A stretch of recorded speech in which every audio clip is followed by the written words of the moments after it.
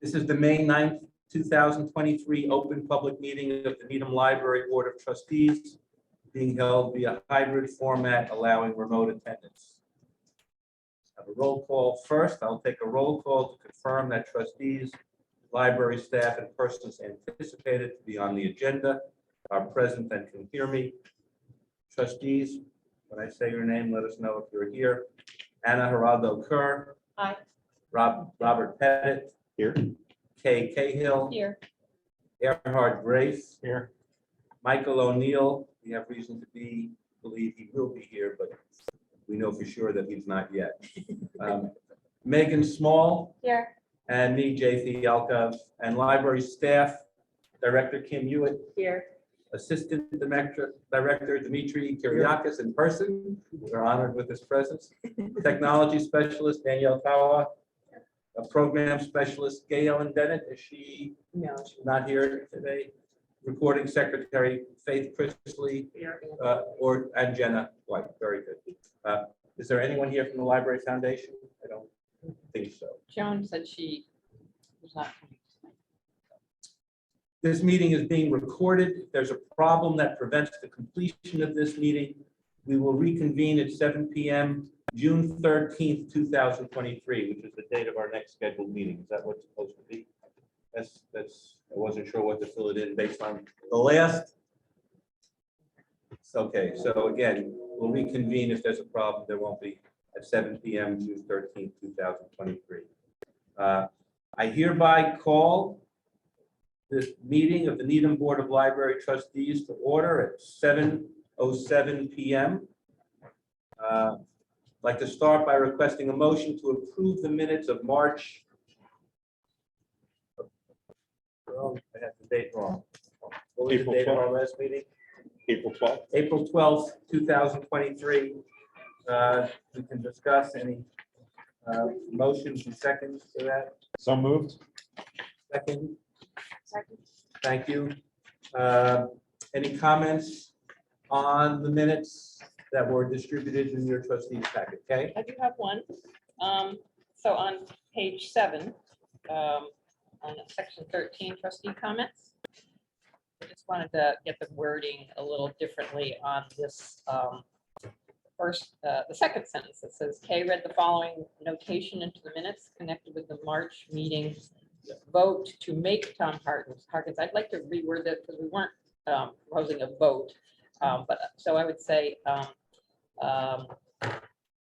read the following notation to the minutes connected with the March meeting discussion about making Tom Harkins an emeritus member of the board. Discussion about making Tom Harkins. Okay. And then the next sentence, Kay noted she had spoken to Tom and he agreed. I didn't want to put words in his mouth that he agreed, so I'd rather have it say Kay noted she had spoken to Tom, so he is aware of the statement. I had something on page 6, right above the bolded part of equity and inclusion resolution. There's a thing that starts with my name, Earhart. It says also noted that the proposed conceptual design will feed the PBBC cost estimate. I don't know what that means as a sentence, and so even if I said it, What page? on the Page minutes? 6. Page 6. yeah, right there, there's a bolded thing that says equity and inclusion resolution. Yeah. So there's 2 lines above that, starts with my name, Earhart. Also noted, I don't know what that sentence means. So if I said it, I was definitely speaking wrongly. I think Will impact the estimate or no? I think a reasonable way to describe it would be that the proposed conceptual design helps the PBBC understand the potential cost of a redesign. And that seems to make a little more sense. Yeah, I think we were talking about just trustee preferences for conceptual designs will inform PBBC's support. So I don't remember any discussion about. Or Nope. just But that yeah, like, whichever design will be then, Yeah, You could just say, then like, determine the cost. conceptual design will help us understand the potential cost of redesign. because that is at least accurate. Yes.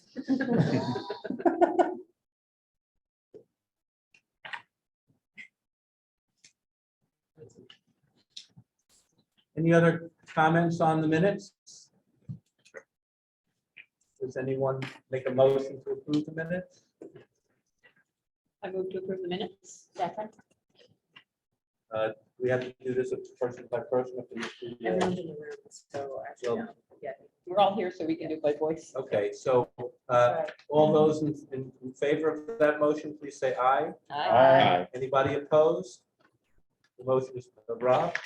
I'm not opposed. I just want to point out, we also have to approve the special. That's meeting next on my minutes. list. Oh, perfect. Sorry. Thank you for taking care of me. I'd like to request a motion to approve the minutes of the special meeting that took place on March 29, 2023. Anybody have any comments? Thanks, Rob. We need to move. Need a- Prior to making a motion, I will, I have one minor comment under item 4, the adjournments. Anne should be changed to Anna. The last sentence. Yeah. Yeah, that was one of my comments, but thank you. I do have Just so we're in order, I'm going to move that we Please, feel free. move that we approve the minutes and someone second, and then we can discuss. I second the approval of the minutes. Okay. Special meeting. no, Now, Now we're in order to discuss. Is there any comments on the minute, please? Anna. the second page, the second bullet. It says Anna mentioned. There is 1, 2, 3, 4, the fourth line. They agrees. Tim suggested an edit and Anna agreed. She rescinded her motion, not moving.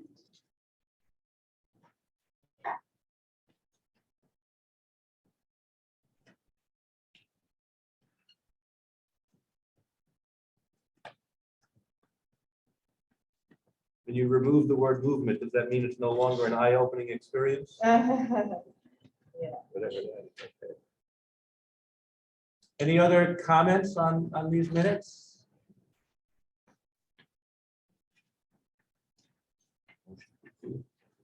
We're looking now for a motion to approve the minutes, is that correct? have already. As amended, yes. Yeah. Anna makes that motion. I'll second. Rob seconds. We'll do a voice vote. All those in favor of that motion, please say aye. Aye. If anyone's opposed, please say no. The motion is passed unanimously.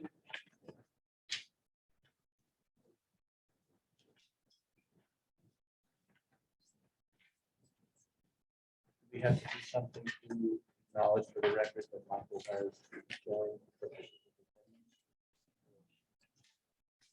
This will be designated as not here in the minutes unless we have some sort of.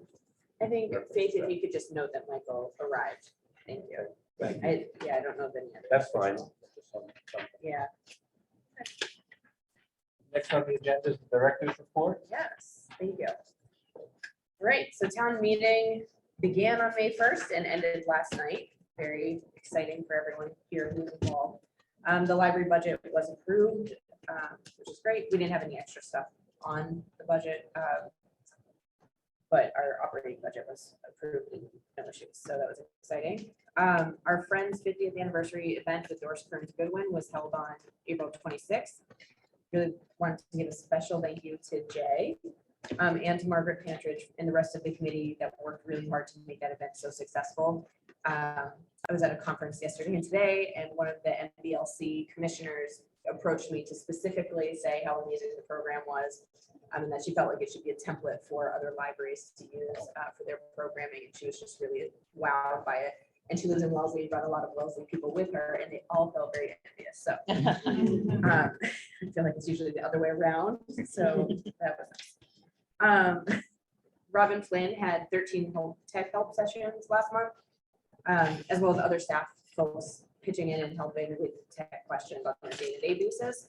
And she received a lovely card of flowers as a thank you for, for her work with this patron, or one particular patron rather. The Library Foundation of Needham showed their staff appreciation by funding a pizza party lunch for staff on the 28th as part of National Library Week. That was really lovely. Staff were super appreciative of being acknowledged. And I think everyone got a lot of food. It was really good. We're working on spending down the town budget, as you have probably seen in the financial documents. We're preparing for summer reading programs for all age ranges. So we'll have, children's programming, teen programming, and some adult programming. Lucia Dolan in children's had a full registration in attendance for poetry program with local author and artist Irina Furman, as well as a graphic novel workshop that she had planned and constructed during school vacation week. So we were really happy to see that success. Paula Dugan has arranged for fourth graders Emma McGregor and Emma Lee, to do a presentation on the book that they wrote called The Seahorse Story, which they published through Amazon. And that was a very exciting program. It's very sweet. I know some libraries near us have started collections. Well, one library near us has started a collection for self-published children's books, or books by children, I should say. And I think that's something that we'd like to probably explore in the future. And this was a cute little start. The chicks, of course, created a lot of excitement in the children's room. There are some pictures in the report of Jenna's two boys holding chicks. And they were, we had some really cute comments from kids. And so one of them that I just wanted to call out was a little girl who said, the library is my favorite place in the world. And now it's even better. She was getting full of chicks. So I am sure we will be doing that again. Ann Thai has started a new, has started a new infant story time, Budding Bookworms, for infants, age 0 to pre-walkers. Sort of similar to kind of a Mother Goose on the Loose type of thing, where it's just socializing young children. Parents have really been expressive about their appreciation of the allowance for snacking in the craft area in the children's room. It's being heavily utilized, particularly in the mornings for preschoolers and for families after school. We also just received red cedars from the neighborhood forest, which all arrived in excellent condition, and staff have been distributing them to patrons for planting, which is a program that Paul has, I think, been doing for a couple of years now, but it's always really successful. I just love the idea of planting a tree in the family. The children's room is currently not accepting volunteers until the end of the school year. They have like an overwhelming amount of interest from people trying to fill their community service hours right now. And given that this came up at our last meeting, I just wanted to mention it so everyone knows that they're getting asked. That's on pause. Danielle Tawa has started to put out new computers for the public. They're being slowly received. They look very flashy and different. And so people are kind of taking their time to approach them. And we're doing it a little bit slowly too, so Danielle can make sure that all of the group policies and things have been set up properly as she rolls them out. And Danielle also attended Digital Commonwealth on April 11th, which is a one-day conference that's really dedicated to resource sharing in Massachusetts, focused on archival materials. Digital Commonwealth is the program that we participated to digitize a lot of our materials, and that's kind of run in partnership with NFPL. Boston Public Library. Sarah Breen and myself attended the Mass Library Association conference yesterday and today. I was part of a panel yesterday on first-time directors and presided over like our annual business meeting this morning, things like that. And Sarah is going to become the treasurer for MLA in July. And as of July, I will switch from president to past president. Our archival intern Connor has finished his internship and he's elected to continue volunteering with Danielle. He intends to apply for open positions here in the future, which is nice. So we're loving having him on board. It's been super helpful and definitely a program we'll participate in again with Simmons. The second round of Library of Things launched this month. It included a lot of accessibility items that we had funded through a Library Foundation of Need grant.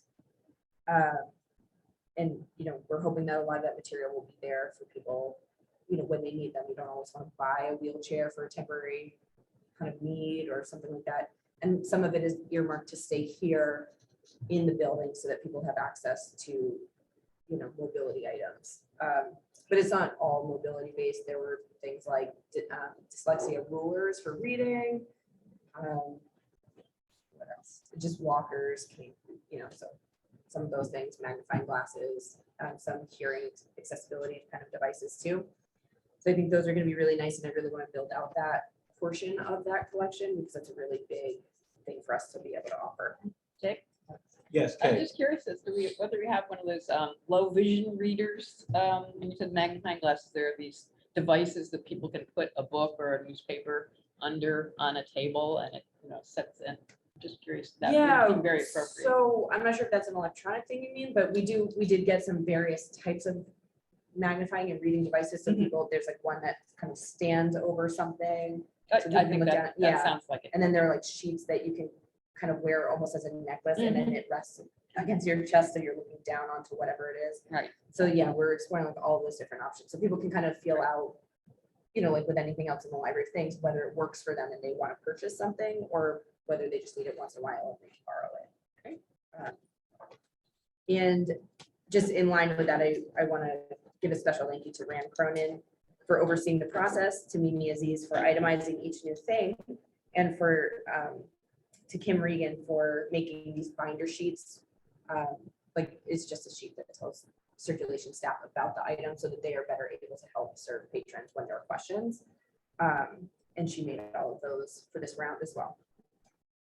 Rand also organized data on the Library of Things survey and Library of Things circulations to inform decisions for our next round of purchasing, which we're kind of prioritizing at the moment, and we'll see if we get anything in before the end of the fiscal year, but Jen and I will be working on that soon.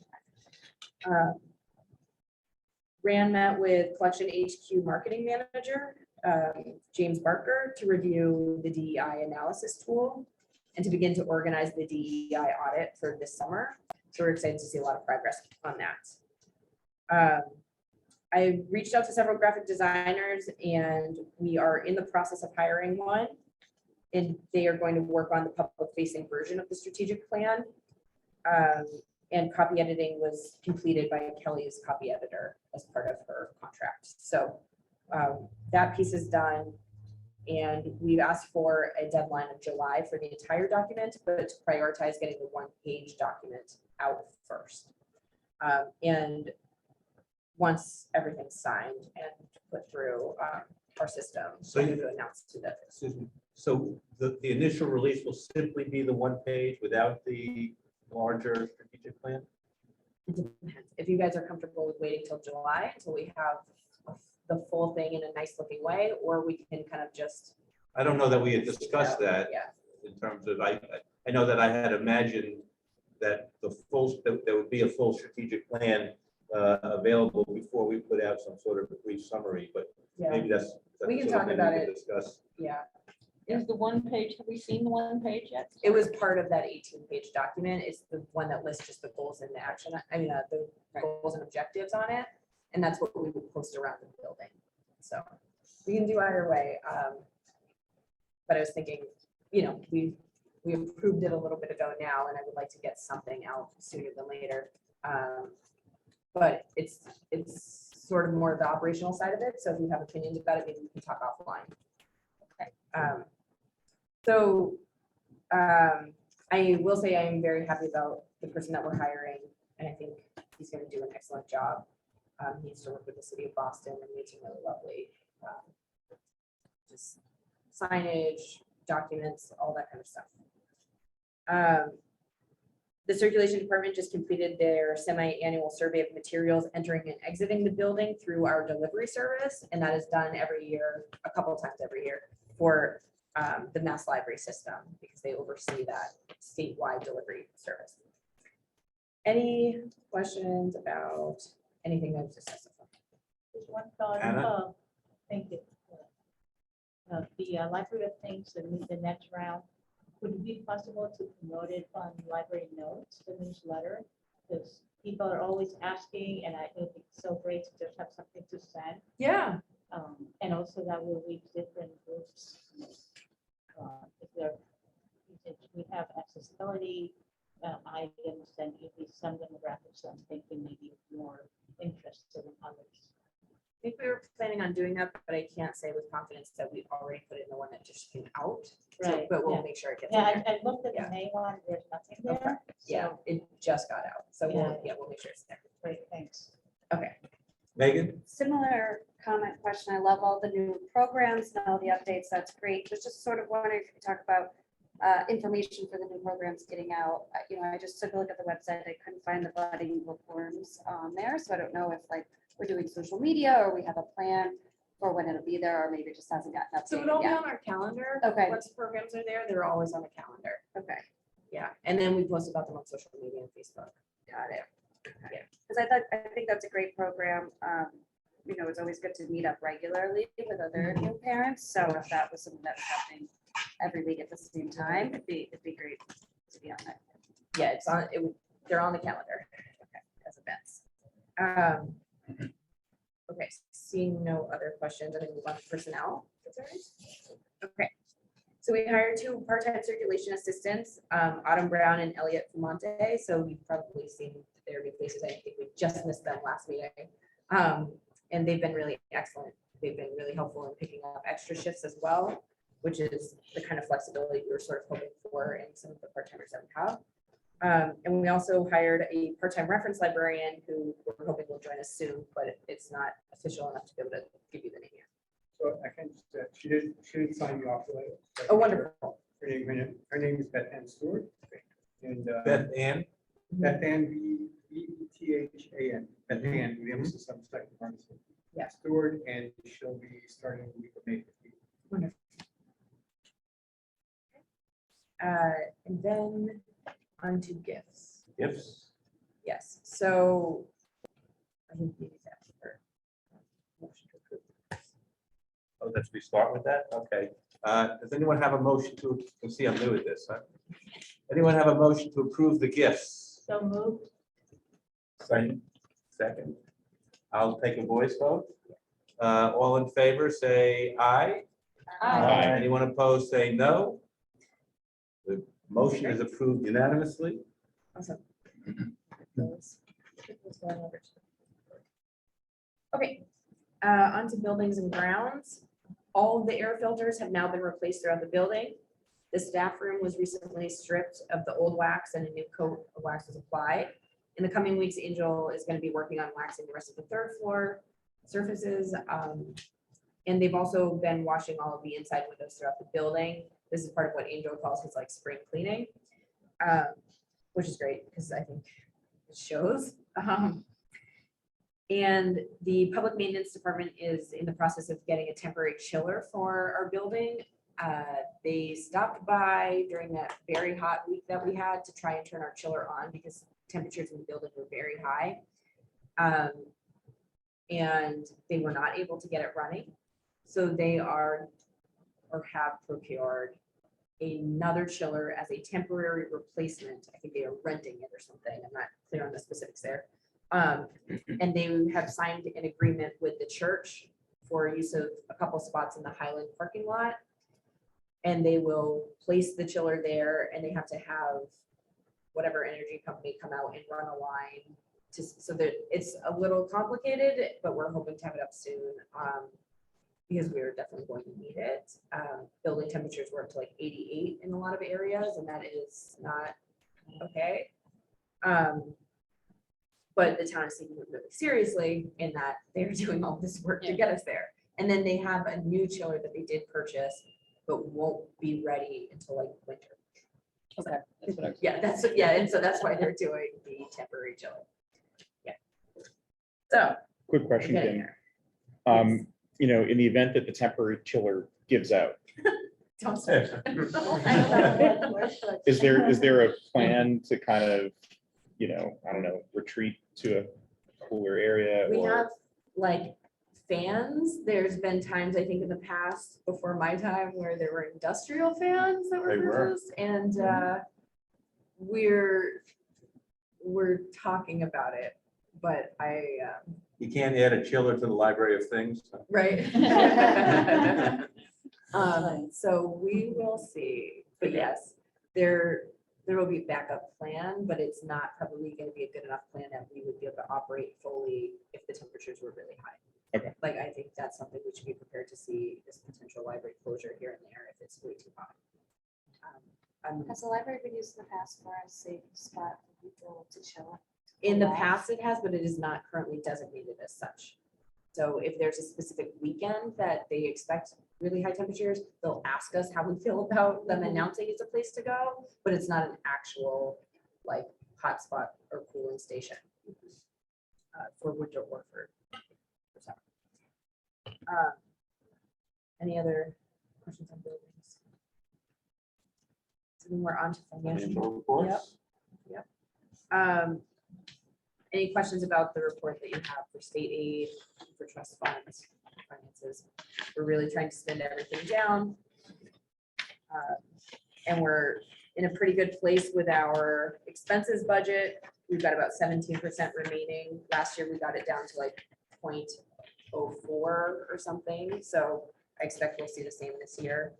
And Jen has been a huge help in obviously wrapping up a lot of purchase orders and revising purchase orders and fun things like that. Kate, do you have any comments? Is this where you might have a comment concerning the state aid or is Oh, it reference to the security? so on camera? the state aid account, I had just thought at some point we would talk about how to, going forward for the next year. How, because, the question arises every year about, at the finance committee about money that's not being spent or designated. And so I just thought a conversation might at some point get ahead of the issue before we show up. with them. So when we do the planning, we'll bring a state aid plan spending document to the trustees, usually in July. And then I think that would be a time does that sound great? Like, Yeah, to have a yes. discussion? That sounds good. I just Okay. wanted to kind of get ahead of the, we had the security cameras on there, which is an important thing for us for the library, and maybe some discussion about whether do we want to have that on again this year or something else. There had been talk about putting it on hold because of the possible changes with the space planning, but I'm not sure whether that makes sense in terms of waiting it out. So, and I will say too, just because there's an interest in getting us to spend the money that is encumbered for that, I would say it's prudent of us to be holding on to it because we know we will need it. And it's just more of a discussion on strategy with FinCom liking money sitting there unencumbered or encumbered for something that is year after year. So that seems like a not super winnable position. Good, thanks for addressing that. Okay. Anything else with the financial reports?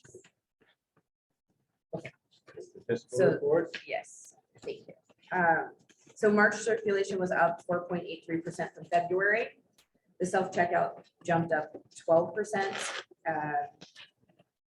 People entering the library was up 27%. There were nearly 12% more study room uses.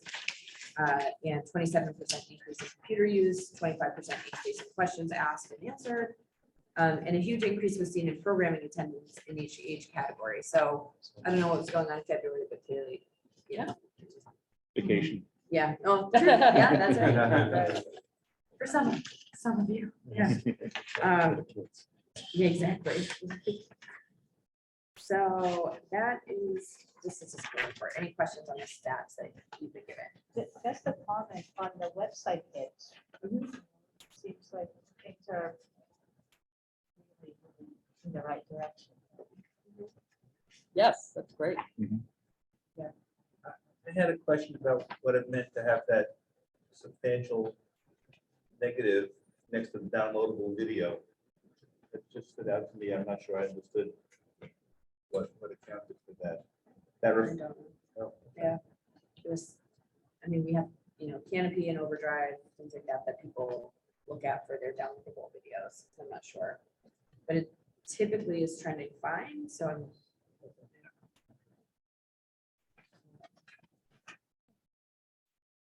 Yeah, I'm glad to see, oh, Jay, Yes, Kate.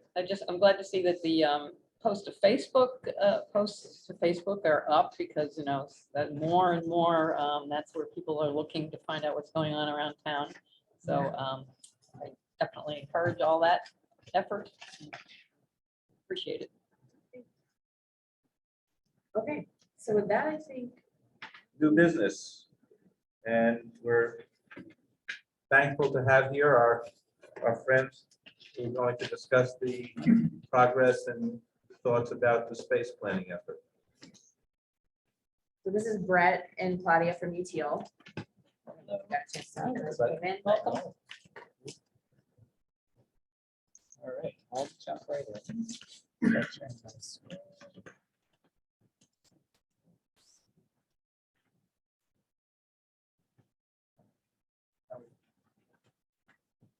Give it a minute. The large.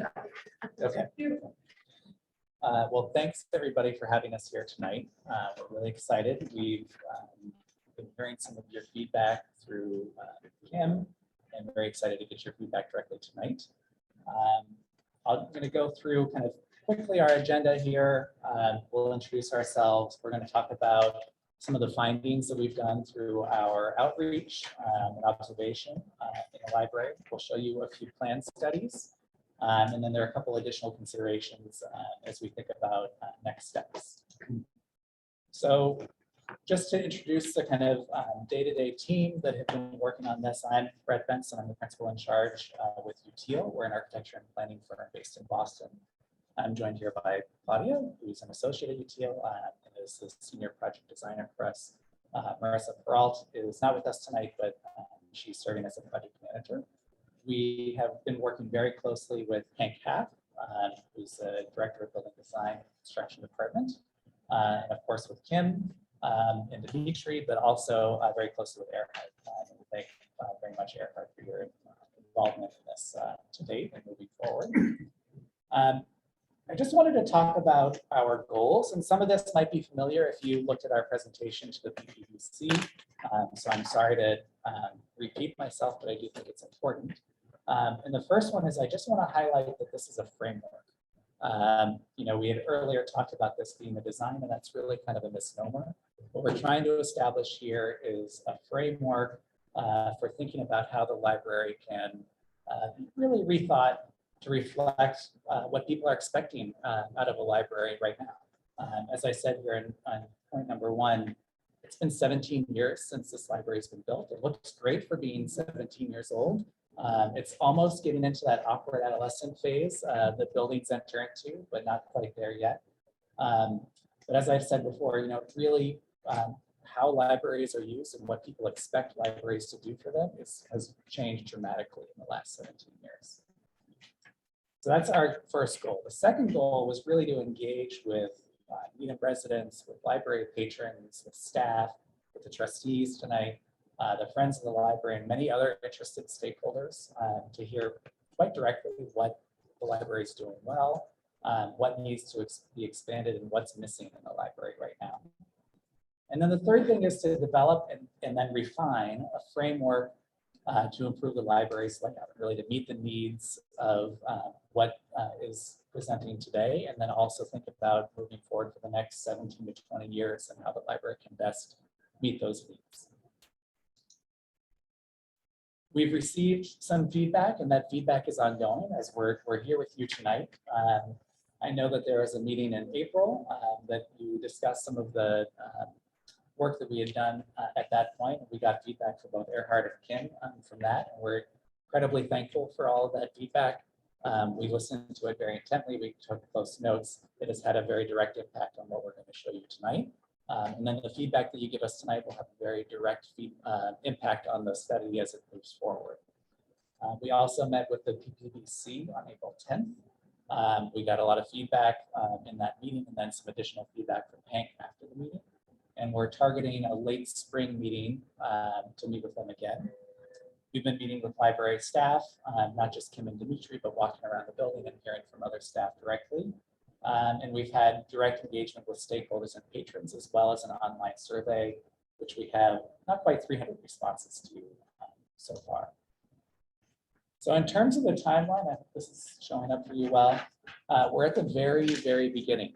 And I believe that Kim and Hank worked on a kind of summary of this timeline for you. We've put it in a little bit of a graphic format here. One thing I want to highlight is this area at the bottom of the slide. You can't. Turn on my laser pointer. I want to highlight here at the bottom of the slide all of these moments where we've shown stakeholder input. We're at the beginning stages, as I said, of developing this framework and some conceptual ideas. That is going to go into a whole budget process that goes into a 5-year capital plan. And then moving forward from that, there will be many other moments of engagement as the framework becomes more detailed into an actual design. And then I also wanted to just tell you about our study schedule. Starting with, this started pretty much at the end of January, where we started our facility assessment. That was through February. In March, we started to develop a conceptual program and some initial ideas.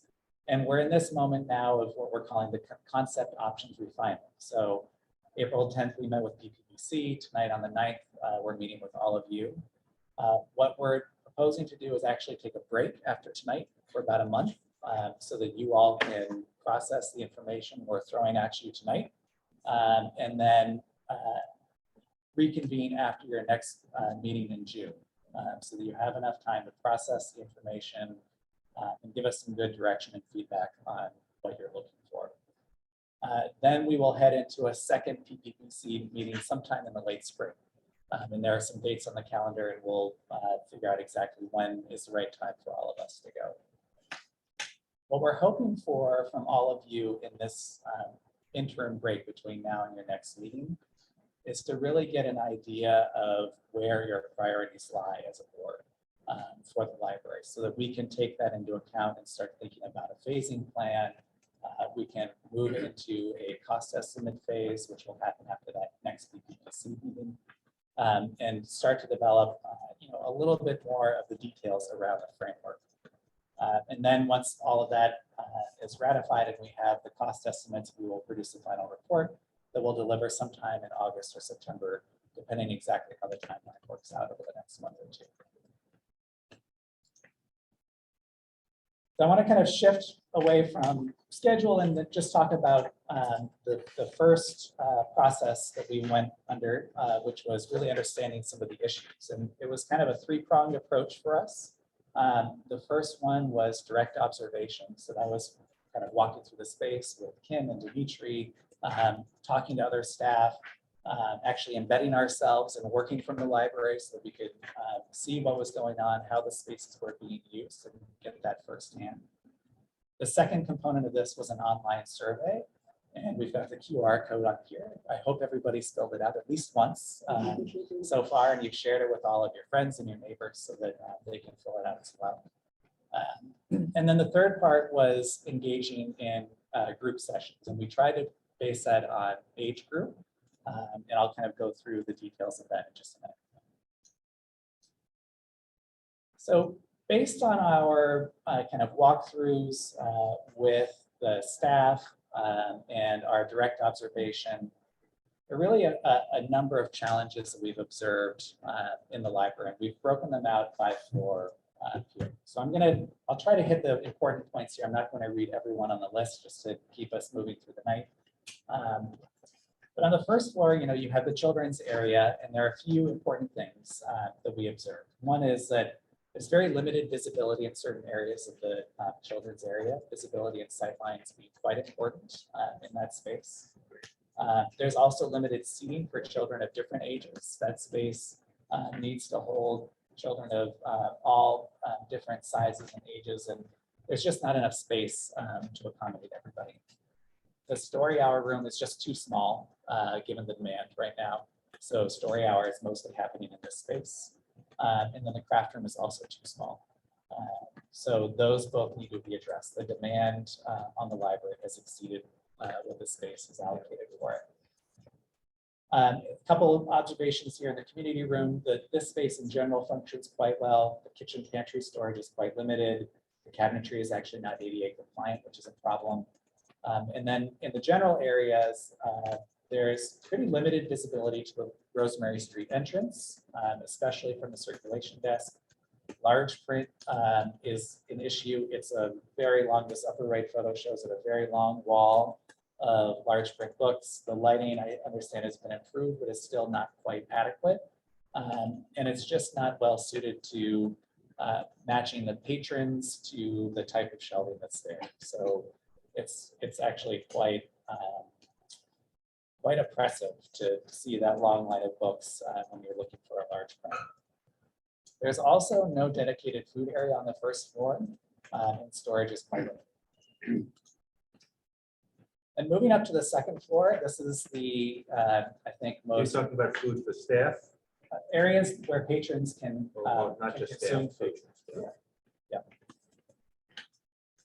Upstairs, I think, is the most kind of palpable problem, especially if you're here on an afternoon on a school day, which is the young adult area is just totally inadequate for the demand that we're seeing.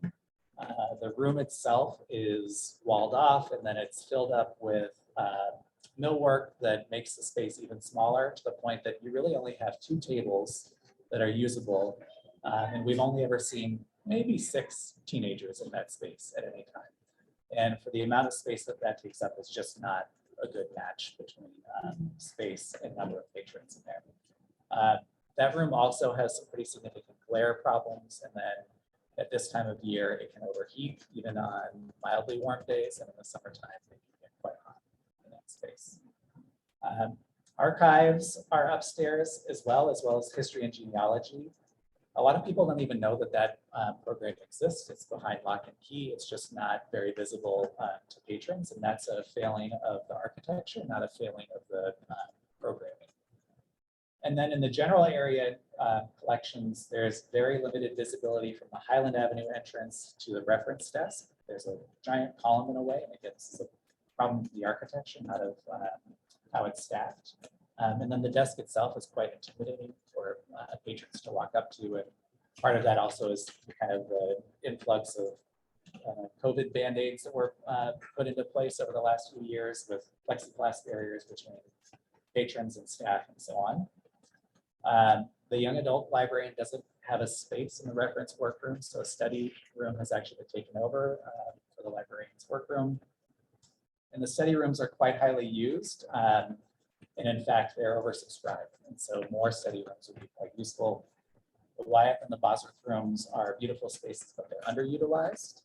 And then finally, there's quite a bit of need for a more defined quiet reading space. That's one thing that we heard quite consistently from adult users in the library, is that when the teenagers are in the space, that there's no place to go to have quiet.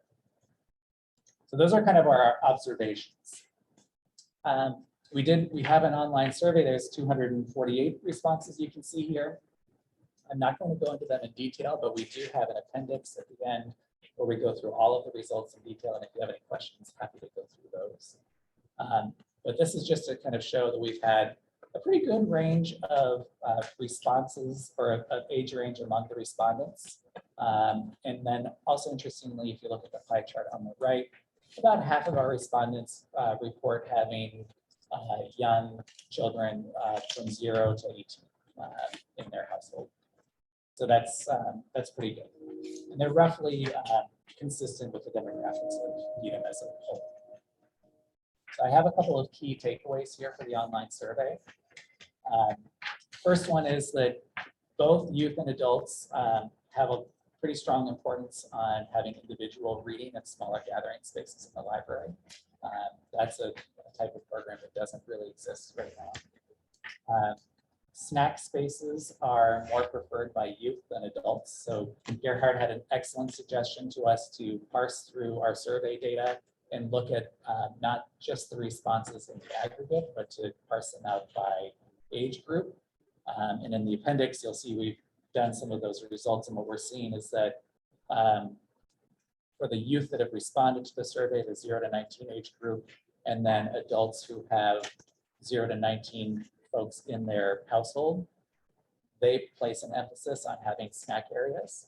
And then adults who do not respond, having young people in their household, don't think it's important. So we're seeing a real disparity in those responses. On the flip side, that both youth and adults have a strong importance on having a play space or gaming space in their respective areas. But number 4, it's a very split again between the teenagers who are in favor of having a social and gaming space in the teen space versus the other demographics who do not have teenagers in their household or not teenagers themselves who don't think that's very important. It's very similar type of thing for youth responding to the addition of social spaces. So we define that as kind of cafe space, snack spaces, outdoor space compared to adults. And also more youth are preferring the addition of more diverse programming. So like maker spaces and art rooms as compared to adults. Again, happy to go through those in more detail. And then our third component of kind of trying to understand the issues was through engaging in smaller groups. So we had a session that was devoted to seniors. This was an in-person walk through the library. And I'm not going to go through all of the bullet points, but these are some of the key takeaways from each. We had a Zoom session with a number of tweens, which was great.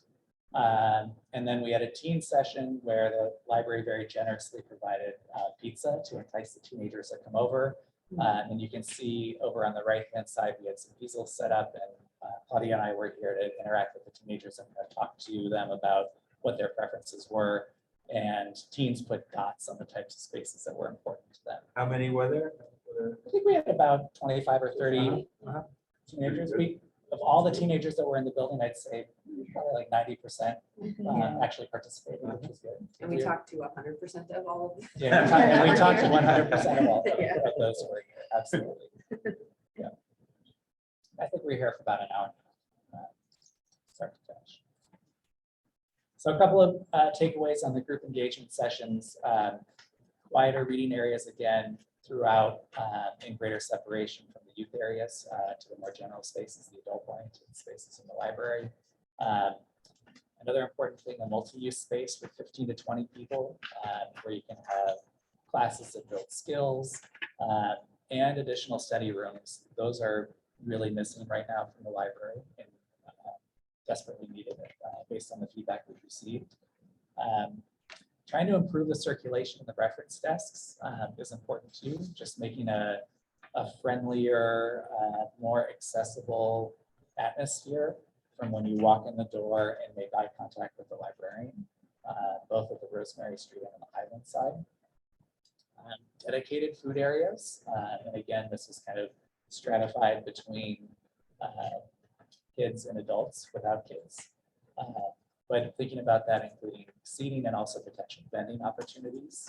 So that's vending machines. I don't think we're not talking about serving coffee here or having baristas or anything like that, although that'd be wonderful. We know that's not in the plans for the library in the immediate future. And then overall, just enhancing accessibility to the library's collections and programs. Okay, so now I'm going to shift to some of the options that have come out of that, and I'm going to actually start with what you have right now. So this is your existing first floor plan, just to kind of orient everybody. We're in this community room here in purple right now. The Rosemary entrance is right out that door. And when you walk in, you can come directly to the community room, or you can take a left and walk a few steps and get to the circulation desk. The general collection, there's a portion of the general collection on the ground floor, which includes fiction at the far end. This is the long wall of large print books. There's an area for holds. And then the Friends of the Library have their book sale area over along the glass wall facing the parking lot. If you continue past the circulation desk into the children's area, there's the children's reference desk, which is backed up by their workroom. And then the two smaller rooms, the story time room and the crafts room. There's that ramp instead of stairs that brings you up into the basement of the original building. with additional stacks and seating, and 2 bathrooms that are off of the children's area. You take the staircase upstairs, and you have the big light-filled second floor, which is so beautiful. The teen room is off in the upper left corner. There's the glass wall. This is the built-in millwork that really limits the usability of that room. And these are the 2 tables that are in the middle. Like I said, we've only seen maybe 6 people tops in that room at any given time. The teen collection extends beyond that room into the general stacks. And then the rest of the second floor is given over to the general collection, the adult collection of nonfiction and biographies. There's a large area of fixed computers in the center, and then you have the Highland entrance in the historic building with the Wyeth and the Bosworth rooms on either side of that. And then you have, you originally had 4 study rooms, you now have 3 study rooms. And then actually, I took that back, now you have 2 study rooms, correct? You have 3. Okay. So, and then you have the reference desk, the workroom, and the office. So we've gone through 4 options that we've worked through with our day-to-day group. I'm going to show you 2 in detail tonight. They range in emphasis from a kind of lower impact option 1 to a higher impact, more aspirational option 4. We're going to show you very briefly the 2 options in between. And then I'm going to end kind of giving you a list of bullet points of what each of these options do. And those are the kind of key takeaways that we're going to ask you to weigh between now and the next meeting and help prioritize what are most important for the library moving forward. So this option 1, we called it incremental change. And I want to highlight a few areas for you on the plan and kind of walk you through it. The first one starts right at the Rosemary entrance and the circulation desk. And so to the point of what we heard, that the circulation desks are a little bit too far away, that there's too much of a distance between patrons when they walk in and make eye contact with the librarian. What we're proposing here is to take the circulation desk and push it a little bit further forward into the space, so that you both enhance visibility from the front door, but also enhance sight lines down into the general collection, to the fiction area off land right. We're also proposing replacing the seating in the front and creating more of a kind of vibrant and humming atmosphere when you walk in, so that it feels like there's a lot of activity in the library and that it feels very vibrant. And so that gives you a level of flexibility with some cafe style seating, as well as creating a laptop bar along the window so that it would be counter height with some stools, and patrons can sit there and check out a laptop or bring their own and have a kind of comfortable space for working with nice views out to the parking lot. We also think this will kind of double as the waiting area for pickups. We know that that lounge furniture is used quite a bit for that. And then heading off into the plan, we have an area where we're actually proposing to de-densify the stacks. So increase the distance between the stacks and lower them, so that there's an area of holds near the circulation desk and near the front door. And then large print is relocated to an area that's more generous, more accessible, and very importantly, located next to some lounge furniture. One thing that we heard in our group session with the seniors is that large print needs an area for people to sit. And if you grab a book, you want to sit down and rest and look at it. And so we've accommodated that here in this plan. Along with moving the circulation desk comes moving the workroom. And that allows us to create the second important thing that we heard in the all of our feedback is that what's missing is a multi-purpose classroom. And so in place of the workroom, we're creating a multi-purpose classroom here. I think it's well located next to the stairs, so that if you enter off of Highland Street, you have a very clear path down the stairs and a quick turn to make it into this room. We envision it as being a very flexible space with furniture on wheels, so you can move it around and reconfigure the space depending on the programming needs. And it's just an area to have different types of classes that just doesn't exist right now. And then moving into the children's area, there's two or three things I want to point out. One is that we're proposing to combine the story room and the crafts room into a single, more flexible classroom. That will include storage and some millwork as well as a sink so that craft activities can happen in that space. And this is going to get that space more right-sized for the demand that we're seeing in the library right now. Those rooms, as they are now subdivided, they're just too small, and so they're actually under-programmed. And we think that by combining them, it will give you more flexibility. And we're also proposing to move the children's reference desk further out into the space, more centralized in the children's area, so that the librarians have better sight lines throughout that space. And we also open up a little more area for seating and different types of seating areas so that the furniture can be more geared to different age levels within the space. And finally, what we're imagining is that this railing would become a little more transparent so that the librarians at the reference desk can actually see into that raised area of the children's area, because that's been identified to us as a problem. And then moving upstairs, I'll start with the young adult area. So the first thing we're proposing is to remove that glass wall and all of the millwork that's built in there to create spaces where teenagers can hang out. They can both have areas that can be more geared towards individual reading or one or two person study, but also provide the furniture that's flexible enough that they can push them together and work in larger groups. And what we found in kind of working through a variety of teenager spaces, not just in libraries, but also in classrooms and after-school programs, is that we need to give a variety of spaces for teenagers to occupy, where they feel like they can claim it as their own without claiming the entire space. And so what we've tried to do here is subdivide some of this young adult area into different discrete areas, so that when teenagers are occupying it, if they're different groups, that they'll feel comfortable going to a different area if that's what they're looking for.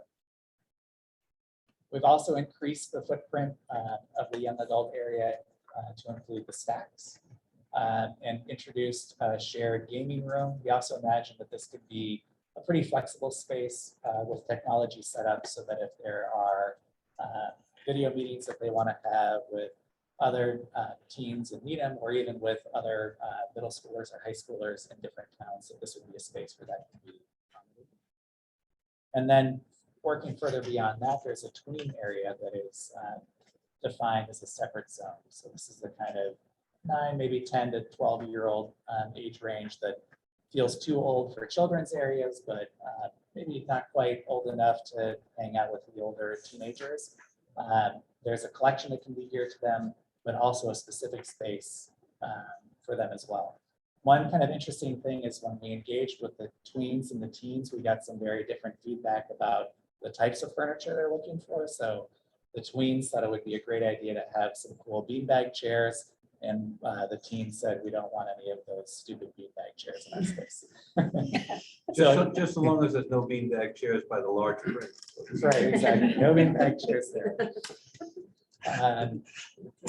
And then moving May I, into, before you jump off the Yeah. teen tweets, is there, so on some of the plans, it was a walled off space, but here it's looking like the whole teen tween is not fully walled off? Or- I'm going to come to that when we talk about acoustics. That is an important issue that we should, consider as part of this study and talk about as a group. Yeah. I just had a question about computers. It's hard right now, even though that the computers that you have here in this diagram are right next to the young adults. So that could be potentially problematic for adults having a hard time as they are set up now. And the kids are at this end, and to be an adult sitting there. Yeah. So I was wondering if there's going to be maybe something in that plan where you have, like, if it's quieter kind of thing with computers, I don't know. Just looking at that, but that's right. And you're going to have a 60, 40, 30-year-old, and they're going to be doing something. kids will be doing with kids. Yeah, a little bit of culture clash Yeah. there. Yeah. Yeah, That's it's real. That's a really great comment, and it's a drawback of this particular approach. Okay. I do want to say that there are a certain amount of all of these options that are mix and match, Okay. and also that these aren't done. And so it's great to hear the feedback and think about other ways that we can accommodate the computers. When we think about the kind of low impact option, the computers come with some high impact things, a lot of electrical outlets and requirements. And so there are, in the areas where they are now, 4 boxes that are built in. That's great. When we think about moving them in other places of the library, it's ideal, but not required, to locate them against a wall so that we can feed electrical in through a wall rather than through a ceiling and drill through the floor, that sort of thing. But it is definitely kind of a weak point of this one, and I'm glad you pointed it out. Oh, I'm here and I just know what it's like to Right. be on that side and hearing it, and I'm just like, wow, he's gonna put us right in the lion's cage.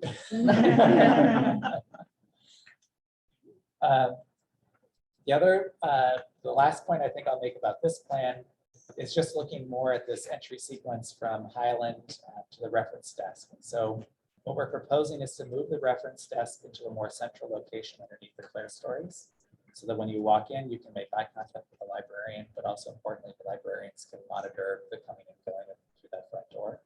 I think they're, by the nature of this library, that front door off of Highland through the historic entrance is at a distance from where a lot of the action is happening in the library. That's kind of baked into the design from about 20 years ago. And then along with that, we're proposing to move the workroom to the plan right of that. What that allows us is it opens up 2 new study rooms, one 4-person study room, and then one potentially 8 to 10-person study room. That's the type of study room that's missing from the library right now, so we think that that will be a great addition. And then also behind the reference desk, we're proposing some more of that more flexible cafe style seating where it can be pushed together or pulled apart. This will be the type of seating that will encourage a new type of patron, one that maybe we're missing in the library right now, which is somebody who is working from home, but maybe doesn't want to work from home, but doesn't also want to go to the office. And with the right kind of ingredients of seating, acoustics, the ability to bring your own snack and eat it, then we think that that would be great. Anna? Hi, you take, I don't know if you're taking questions now or. We'll take questions. Okay. Okay, just on this option 1 is page 17, first floor. I noticed there is a terrace here on the lower left-hand side corner. Can you say more about that? Yes, so the outdoor space, there's an outdoor space there now, or the potential for it. It's not, was never designed that way, or I don't think it was designed to be an outdoor terrace. But we do think that it's, we can be opportunistic with that space and provide some outdoor seating. It might be even something that you experiment with some just furniture and not do any kind of, more elaborate architectural or landscape changes, and see how it works over a year or 2, and determine if that, is a good space. I'm trying to think this all the way in the back. It's right up here. Okay. Yep, exactly. Okay. So it'd be accessed off of that upper area of the children's. Right, okay. And there's a door there now. Right, as it that's, is. it's been a while since I've been in that area, but. And would need to be fully enclosed for children so they don't run away into Yes, traffic exactly. or Yeah. anything. In the similar area where it says play, it looks smaller than what is there now. Are we intending that play area to sort of expand to the left here where it looks like there's tables? Because a lot of the young kids are there to play more than Right. read. So if that was when we were going with, we'd want to make sure there was sufficient space for that. I'm also not sure what the sections are right next to the reference desk before the ramp in that children's area that look like 2 seats. Yep. Cafe seating type thing. Yep. Could you say a little more about that? I can, and I also want to just caution everybody that the furniture that we're Okay. showing here is just, it's very conceptual. Nothing's been chosen.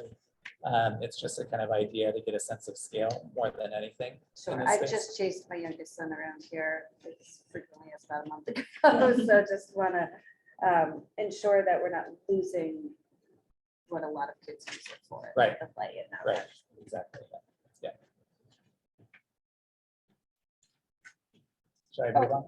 Oh, just, so I'm trying to take some notes on the paper here. Yeah. So I'm a little confused as to which is matching what you're talking about in the document that you handed out. So there's an option one incremental change. Yes. And then later, there's an option one incremental One's change. first floor, one's second floor. You're in the appendix, okay. Oh, okay. Slide 17, 16.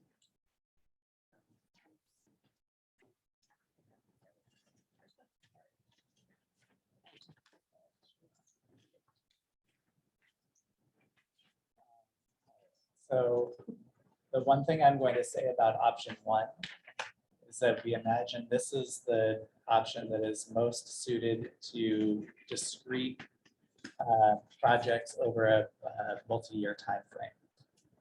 Because importantly, we are expanding or making changes to programs where they exist today.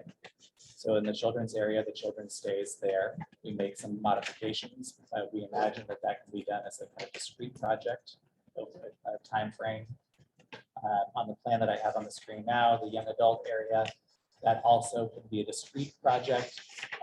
The teen space stays more or less where it is. It expands, and there will be some reshuffling of some of the stacks, but it doesn't require kind of whole scale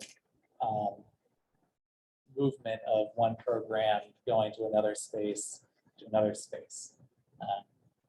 And so that's why we're showing this one in more detail tonight. Yes. Do we have, currently, do we have programs that run concurrently with 2 small rooms for crafts and story time? They're too small for the types of programs and the types of numbers that we get for our program. So most of the children's Got programming it. happens So- in here. So we wouldn't miss the ability to have 2 different kinds if we combine. No, and I would imagine we could probably get like some type of rotation maybe or something, but yeah. Okay. no. So we're just showing here kind of consolidated on one slide, options 2 and 3, which I believe you might have seen about a month ago. I'm not going to spend any time on these, but I'm happy to come back to them. These were kind of iterations on some of the ideas that we had in discussing with the group about how we might improve the library. Option 2 is a kind of more aggressive option 1, and then option 3 is the kind of taking it a step further and really trying to think about, if we had carte blanche within the confines of the library, how might we respond to all of the input we received and optimize the space that we had. We got some feedback from all of you from some of these options and developed an option 4. And that feedback was tremendously valuable. So thank you again for all of it. Option 4 is kind of at the other end of the range here. So if option 1 was the more discrete options over a period of time, what option 4 shows you is a more whole-scale reconceptualization of the library. It could still be phased. So we imagine that we don't imagine that the library would have to close in order to do this, but there would be periods of time where a portion of the collection might move out of the library and into storage for a period of months while an area is renovated. And then that collection moves through in its place and so on, so that things kind of get displaced in the library until everything is complete. So I'm going to walk you through a few of the key elements here of option 4. And again, we're starting with the front door.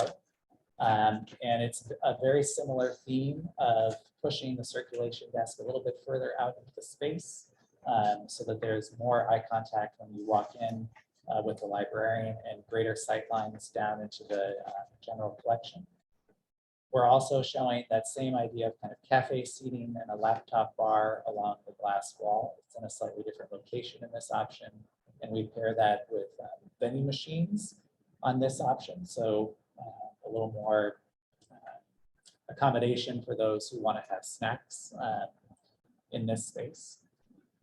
And then I think what's really important is that in this option, the children's area moves upstairs and we consolidate all of the general collection on the ground floor. So as you proceed further into the library where the children's was at one time, now we're showing all of the general collection. And as a kind of counterpoint to that vibrant humming space up at the front, you would have a quieter, maybe more contemplative reading area overlooking Rosemary Street.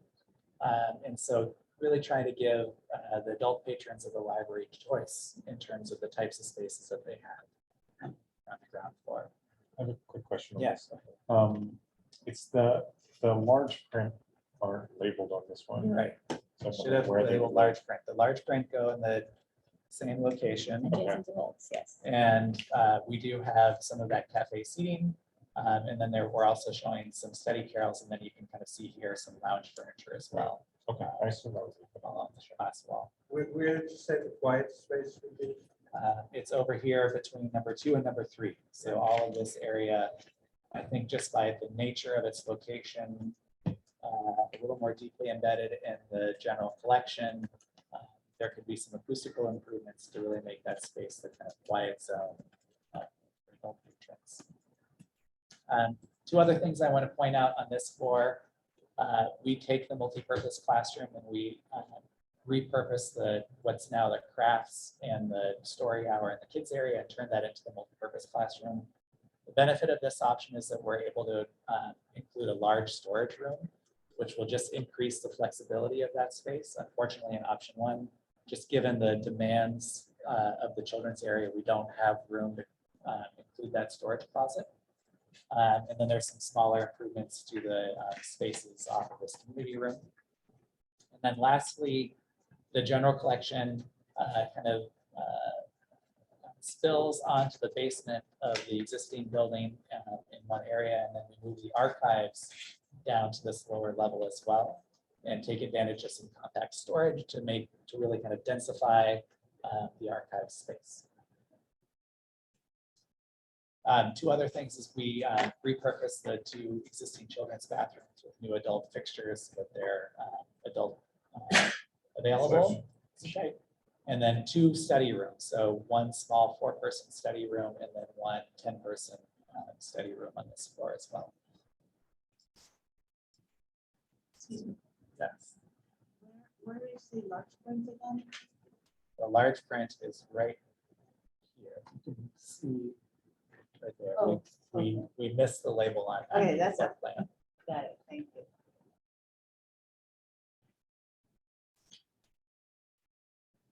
So then moving to the second floor of option 4.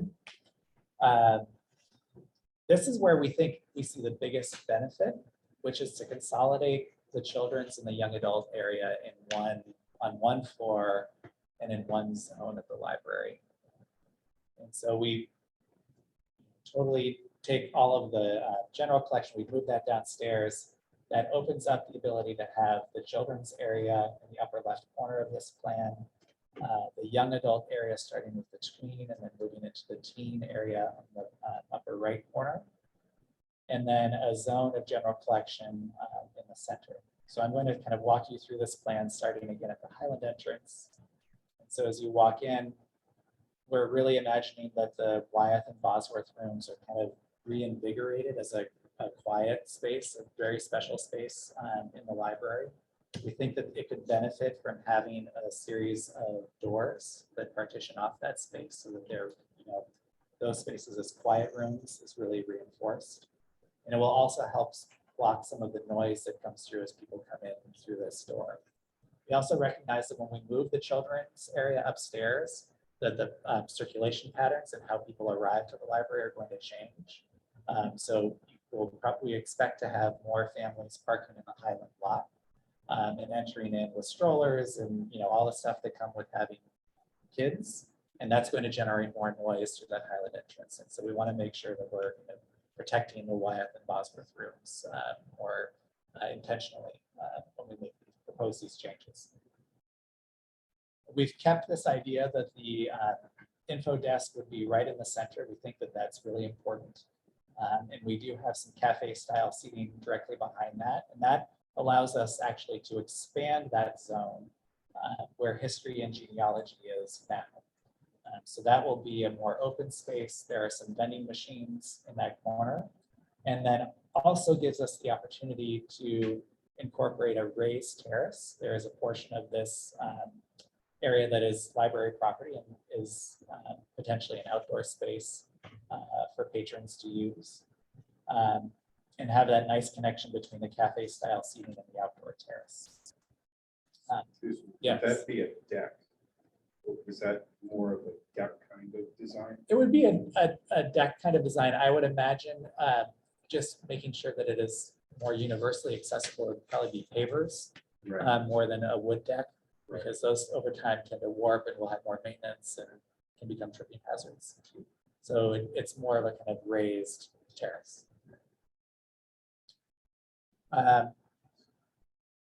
We do disrupt the Friends Gallery wall when we do that.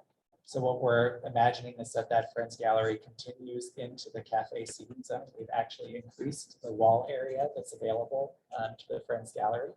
And so we imagine that that cafe seating experience would kind of be defined by the rotating art exhibits that are happening in that space now. And then looking off to the plan left, we've relocated the computers into this zone with a series of study rooms, and then 2 librarians' offices off of that as well. In the children's area, there is a children's oriented multipurpose room, but given its location, we really think that that can be an extremely flexible space and that you could potentially program it for all sorts of age groups depending on its use. We'll have a door off of the more kind of general collection area, as well as an opening into the children's zone. And having those different doors will give flexibility to the library staff to program them. When we move the children's area upstairs, we do need to incorporate new bathrooms. And so that's what we're showing here with the 2 WCs, as well as a wellness room, so that people can use that. And then a adult bathroom as well off of that space. And in the children's zone, this is kind of totally reconceived with a children's librarian's desk in the center, a series of stacks, and then moving some of that play area and seating off to where the teen area is now. We do imagine that there's going to need to be some improvements to the glass to control some of the glare and the heat that we're seeing so that we're not overheating the kids in that space. We're proposing a sensory room underneath the clerestory and the mural, which I think is a very good location in terms of thinking about controlling light and acoustics for patrons who are, have greater sensitivity. And then off to the right, the young adult area, we're imagining that you would include a glass wall here so that that is fully partitioned from the children's area, that the noise generated by the teens and tweens in that space stays in that space. And then at the end, that's anchored by a young adult librarian's desk. Any questions for this one? All right, so we have 2 slides here. We call it the big picture. And this is where we have some bullet points in no particular order. And it's this slide and the next couple of slides that we're going to ask you to really mull over the next couple of weeks and provide some feedback so that we can get some direction for the next steps on the study. So in the very big picture, I won't bore you by reading all of these, but it kind of highlights all of the points that I just walked you through in the plans in terms of thinking about these in specific projects, reconfiguring the Rosemary entrance, creating flexible multi-use classroom, combining the children's story and craft rooms, and so on the first floor. On the second floor, expanding the young adult program with the teens and tweens areas, relocating the reference desk. Really what we'd love to hear from you is kind of start putting these in a sense of priority for the library. So that's the big picture for option 1. And then in the big picture in option 4 here is, some of the similar points, which is kind of reconfiguring the Rosemary entrance. The big one here is, consolidating the adult collection on the ground floor so that we can then consolidate the youth programming on the second floor. Again, creating some multi-purpose classrooms, new meeting rooms, and so on. And then there are the outdoor terraces that are associated with this option as well. Just kind of keeping an eye on time since I have droned on too long. I do want to highlight a couple of other things here. Flexibility is one thing that's been really key. Kim has talked about it with us throughout since we started the study. Hank has also reinforced that we need to be thinking about flexibility for these spaces. And of course, Earhart has told us that as well. So I wanted to highlight some of the things that are giving the library more flexibility here in option 1. And that is, first and foremost, through creating a new multi-purpose classroom and some new meeting rooms. That's a need that's been identified in our assessment phase as being missing from the library, and gives flexibility through new programs. The second one is thinking about consolidating the children's programming into a single multi-purpose room. That gives you more flexibility with this room, because right now children's programming is taking up the calendar for this space. And so if we can give a right-sized space to the children's programming, more things can happen in here. And then the last one is to think about the type of furniture that is in the library. And that's a level of detail that we can think about conceptually now, and would get into much more details later on. But just thinking about the cafe style seating and the different types of seating that are appropriate for different age groups, that is going to increase the flexibility for the patrons in the library. And then in option 4, we're seeing kind of big flexibility items here. Again, it's classrooms, it's furniture. You just get, in this option, more of it. So we have a larger multi-purpose room on the ground floor with a storage room that gives you actually even more flexibility for that space. Enhanced cafe seating with vending machines on the ground floor, a larger study room down on the lower level that can accommodate 10 people. Upstairs, that children's multi-purpose room, just the location of it allows it to be used by all different age groups, which is important and really not available when we're thinking about expanding in place. Having a second area of cafe seating with access to a terrace, it gives you kind of a sense of flexibility in terms of the types of patrons and the activities that they're doing here in the library. And in this option, we're able to carve out a little more storage for the library, which we know is severely lacking. There's just inadequate storage in the library right now. So we have a couple of slides on the impact and comparing your existing space to the new for these two options. I'll go through these really briefly.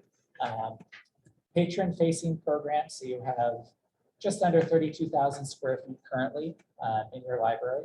In option 1, we increase that by about 6%. Seating, we increase by almost 20% in option 1, which is great. And it does rely on some reduction in shelf count. That is both because we're creating more seating and program areas, but also in some areas we're lowering the shelves so that we can improve sightlines. Just in talking to Kim, we know that there's potentially a process of weeding out some of the collection that can happen. And so we're counting on that. We had been told not to exceed 10%, so we're not exceeding that. I'm not going to go through this in too much detail. I'm happy to answer questions, but we do kind of break it out by collection as well, where we're seeing some of the larger reductions and where we're seeing some of the larger additions. We know that world language PLL was an important component of the strategic plan, so we increased the shelving in that area. We've increased parents' shelving as well. I mean, they're small, but the percentage-wise is a gain. And then looking at option 4, it's actually pretty similar to option 1. You get a little more patron-facing program in option 4. It's just over 6% growth. The seating count is actually slightly reduced in option 4. And we have a little more shelving in option 4 as well. And then, similar breakdown on the impact of the collection here as well. Seating is reduced from option 1, not Correct. overall. That's right. Less seating compared to option 1. Still more seating from what you have today. So just a couple of other considerations that we have on our mind, and we want to include as comments in the final report as kind of guidelines for future development. One is we just want to acknowledge that you have a beautiful library, and we want to kind of especially, maintain that great sense of natural light that you have upstairs. And in any changes that happen, you shouldn't lose some of that kind of inherent character and quality of the library. You do have some acoustic challenges though. And so we want to make sure that that's also embedded in this study. There's really kind of three primary avenues of addressing acoustics.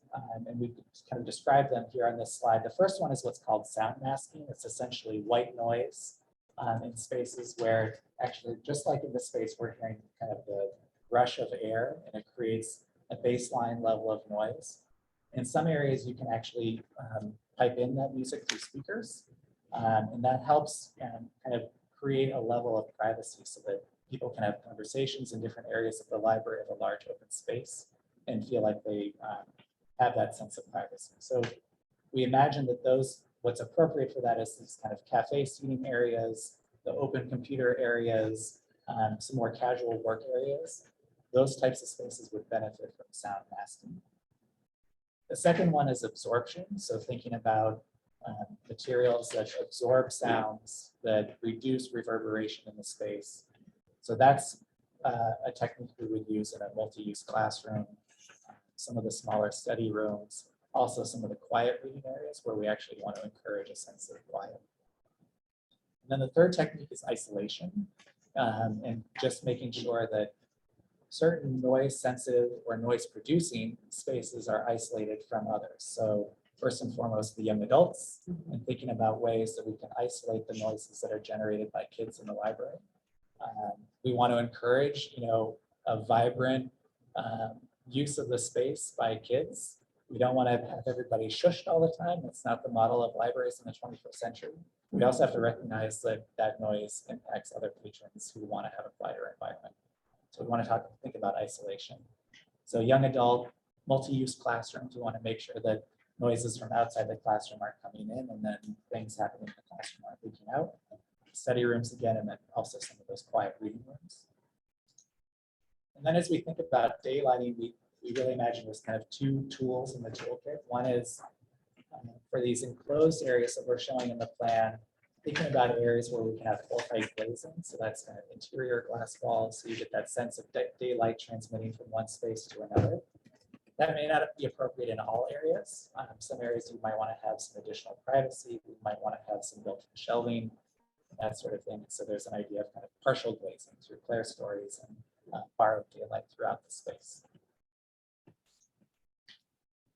So I'm going to kind of come back to an end just to remind you of all of where we are in the study, and then I'm going to shut up and listen to all of you. So we're really kind of at this point where we've developed a number of options. We have the kind of lower impact and higher impact. And after tonight, we're going to take a little bit of a pause and let all of you talk together and report back to us and give us some feedback so that we can take our next steps, talk to the PPBC sometime later this spring, and move on to the true cost estimate for the third option. Thanks, everybody. Tonight, I'm very happy to answer any questions.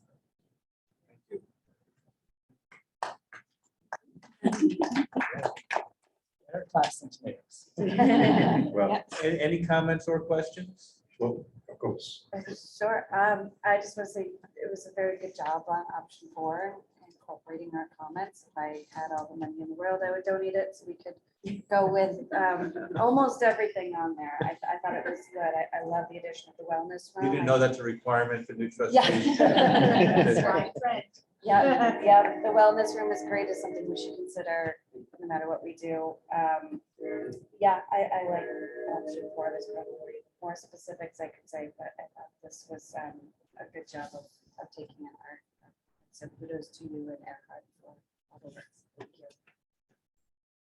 Rob? Yeah, I was going to say, I think this is a really thoughtful set of options, and thank you to the entire committee and to the UTL team for this. One question for you. I mean, again, if money were no object, I think my preferred option would definitely be option 4.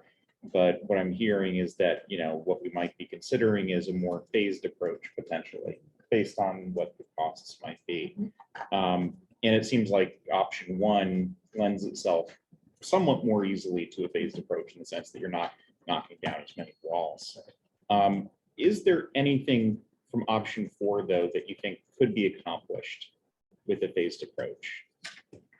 Yeah, I think there are a number of similarities between option 4 and option 1. I'm just going to back up maybe to these 2 slides of the big picture, so we have those handy.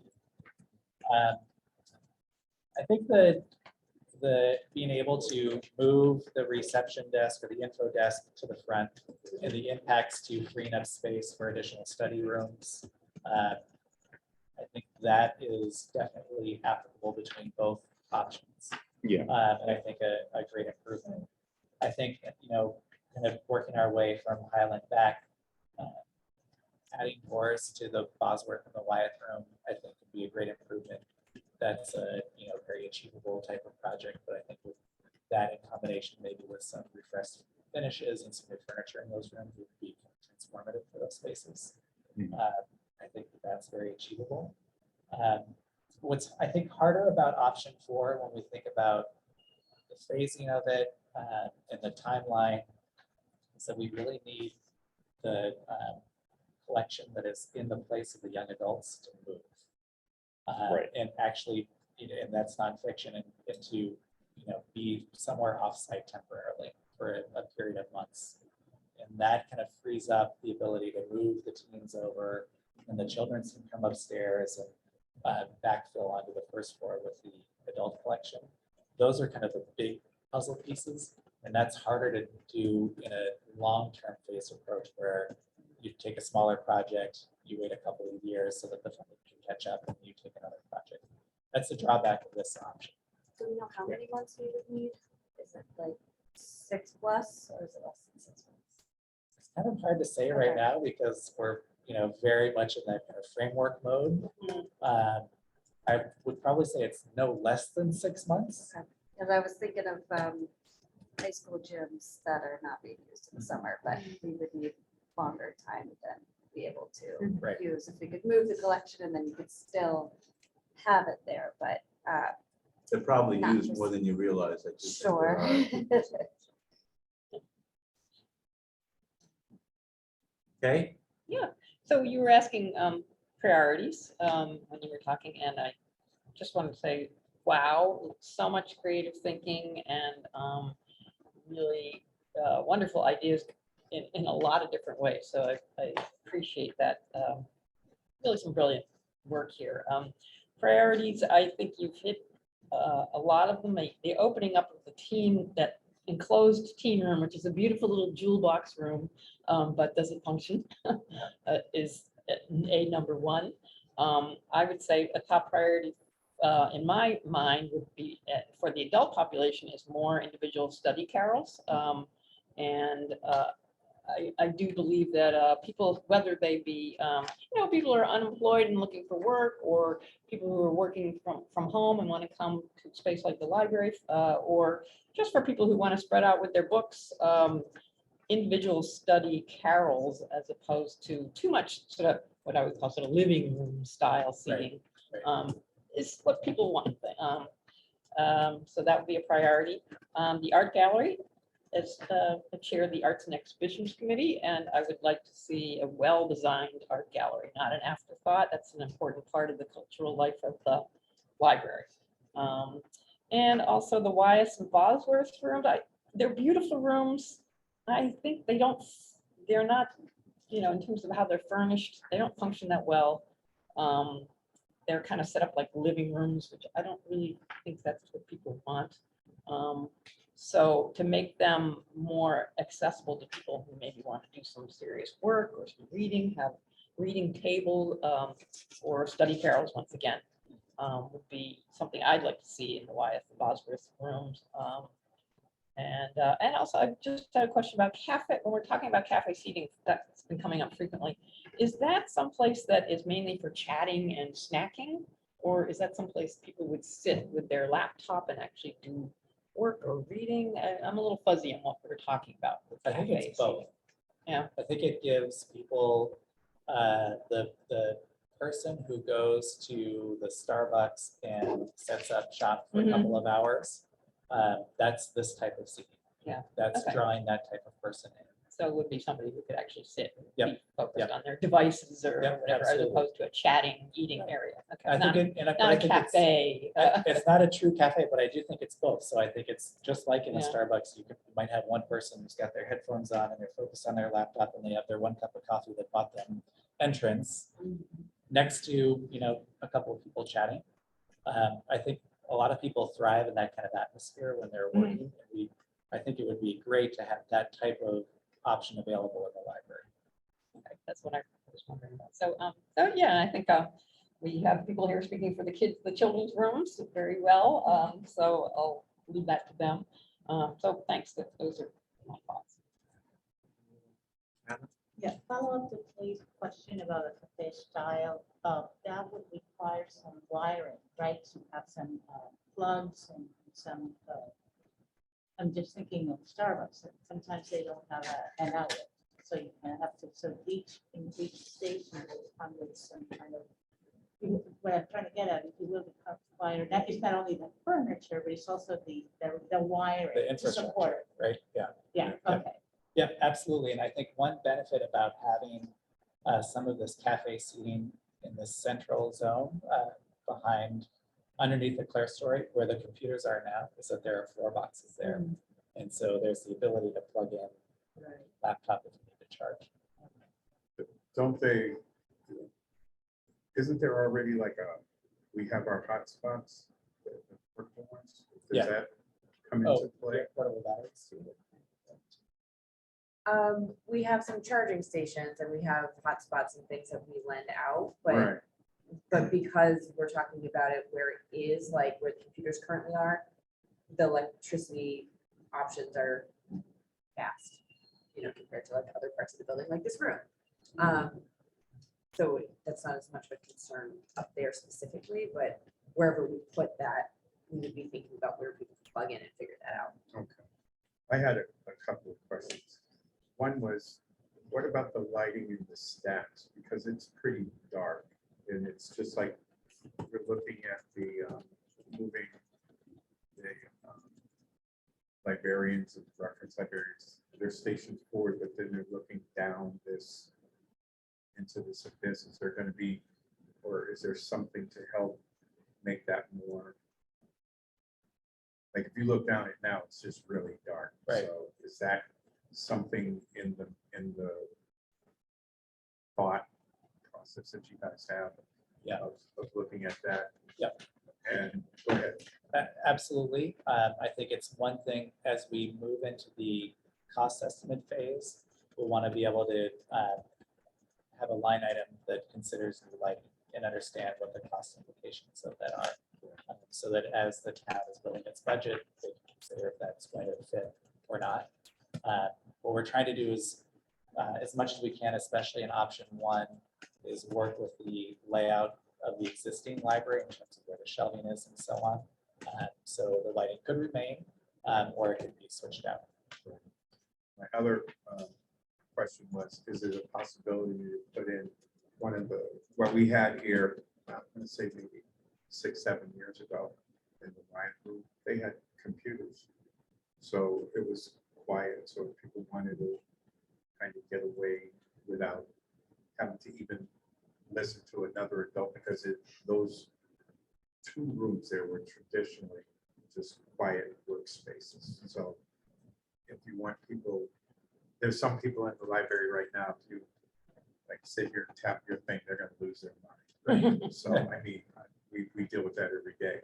But the is that maybe something conceptually, structurally to consider? Absolutely. Yeah. Because that room is pretty. The paintings are lovely, but the rooms are not inviting at all. Right? And I think anything you put in there would make it look much nicer, even if it is some kind of modules for people to sit and look at, because they're just these real metal shelves. Yeah. And it's like you've got this magnificent artwork and you've got it surrounded by metal shelves. Looking at what you guys put together, you have a good feel of stuff. There's warmth to it, there's thought process. I think that really sells, and it's just, there's something else just to enhance other people, not feel, I think people come in and get a little overwhelmed because there's so much. And even though the option 4 is going to be phenomenal, but there is also that part of your population that does not want to be, even though they're part of the community, they still want to be by themselves. So that's something to consider. And my last thing is, what's going to happen to that with kids upstairs? What's going to happen to that wonderful glass with all those beautiful names on it? Is that scary with kids? Honestly, I was here one night and they broke. It came down to, do you remember that?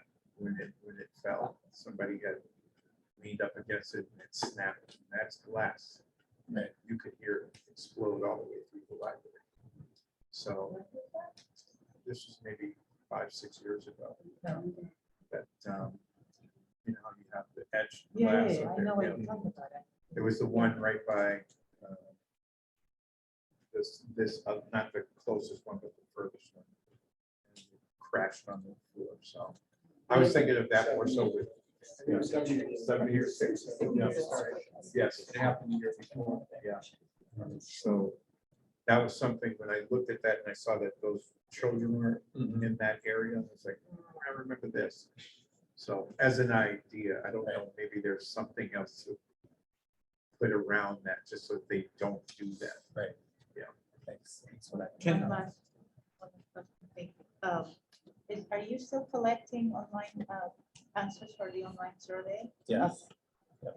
Can I make a couple of comments or questions? In terms of, and this is not so much really for you, but just in terms of us thinking about it. You know, we imagined from the beginning, I think, that especially if we're looking at option 4, we're talking about potentially needing to get the town to vote to approve a certain amount of money. And I don't know that we've done the full research. I know I haven't investigated to explore what our town's experience is with these sorts of votes and how much realistically we could imagine getting the votes to approve. But would it perhaps be helpful to get a sense of what that is and to find out what that number is, and then perhaps work backwards to figure out what's Deconstructed. you know, in terms of being both aspirational and realistic. You know, what is that number that Good can question. allow us to perhaps accomplish our most ambitious goals, while at the same time cutting out some things in order to not ask for more than we can expect to get approved. And in connection with that, I'm wondering, you know, are there particular elements? That's not for you in terms of the strategy, but that's in terms of us figuring out, you know, as compared to a phased-in thing where you're doing it little by little with that. Are there any elements of the option 4, which all of us appreciate, you know, we all appreciate so much what you've done, that are perhaps more expensive that we can consider removing some of the more expensive aspects, or is it not something that can be thought of in that way? You know, you got to do what you got to do. I'm just not sure what the budget is and where the costs are as to how we can, you know, what can we remove in order to not plan on having some of these things that would raise the budget beyond what we can realistically hope to accomplish. Do you have a ballpark on in your mind? Hank, do you want to do? Yeah. Tim says that maybe you can comment on that. And it's Stuart Chandler, who's the chair of the PBC, is also with us. Right? And I don't know if any of you are town meeting members or this is Yes. in the presentation that FinCom gave. Yes, Um, we are. And so the town has many projects on and the school master plan is a very large multi-year project. He submitted that to the NSBA maybe they will partner with us. I'm not holding my breath. on that. But that's potentially somewhere between 225 and $350 million. On top of that, there's work that is likely needed, at DPW. And when our offices are USAP, and the question that came from the DPW today to me was, well, if people go to the library and then they go to the DPW at 470, make your assessment of which is the higher priority. The work, so there are a lot of needs within the town. Yep. And I think that as another example, we're working on the Henry Grove building. We got in that building. It was on the docket to be done prior to the renovation of the Elliott School. And every time there are other projects that went before. And I think the lesson learned there is if you shoot too high, you might be in the 25 to 30-year plan. Whereas if you, the approach that we're looking at for the space utilization study Center of the Heights is much more parceled into specific areas, similar to what Brett was describing as within option one. Identifying in the CAF, they've identified redoing the kitchen specifically so it can serve the meals. And that's in $1 million plus or minus range. So if there can be projects, pieces of this that can be prioritized sort of in that range, I think they have a much better chance. And these would have to be approved sort of in each instance, that you approve one phase at a time? You could take a couple different approaches. I think what you're gonna have to do a thought into, you're not gonna get a lot of feedback from the town to be in terms of given the size and complexity of this money. No one commits until it's really right there. There's nothing to take up the conversation, possibilities. So I would just encourage you guys, and from a PVC perspective, we appreciate the feedback you guys are going to go through. We need to now direct the study to completion. Put your thought into a more, how do I piecemeal? If I want the picture, how do I piecemeal? Some projects will go as a whole that are piecemeal. So 3 phases. If you look at the public safety buildings, that was 2 major phases, but 3 significant pieces to fire stations and police. That got approved as a whole, because you couldn't just do one part of it. You had to do the whole thing. But I think given what you guys are about, you may want to think about where's my vision, and then can I piecemeal it? And the reason I'd ask you to think about that is because when we come back to the PVC meeting, we only have X amount of money and X amount of effort for these guys to finish the study. And I'd hate to see the study be this great thing and then die on the vine. No, we need to So be we'll practical. help you with that, but I think you're going to want to look at a smaller set of scope and practicality. You're up against some very, very big. May I ask just why didn't we hear this in the beginning of the process? I mean, that I feel like this conversation could have happened about 6 months ago, and we would have and our design firm would have understood that, and why are we hearing this now after all these plans have been done? Yeah, I would just encourage that the process that takes place, the feasibility is very early on. Feasibility is feasible, and really the task of that is to grab a hold of what's the needs, what's the user group, what is the ask, what it's all about. We don't all know about that. We don't know what this town might be spending with. This fiscal, the FinCom and the budgeting process is just wrapping up. Now you're getting clarity of what it looks like for this next year. In addition, the school plan and everything else that's been put in place was post this start. But now that we're getting some tangible material back into this feasibility study, now you start to shape the feasibility study against what you know against the town. We didn't have any costs a month ago. Now we're starting to see some costs and some stuff. So feasibility is really meant to grab the user community and what might be needed, and then you start bringing in what might the cost be. Now let's start honing it down. And granted, some feasibility studies will go through and make like very small, and actually go design, actually can expand, vice versa.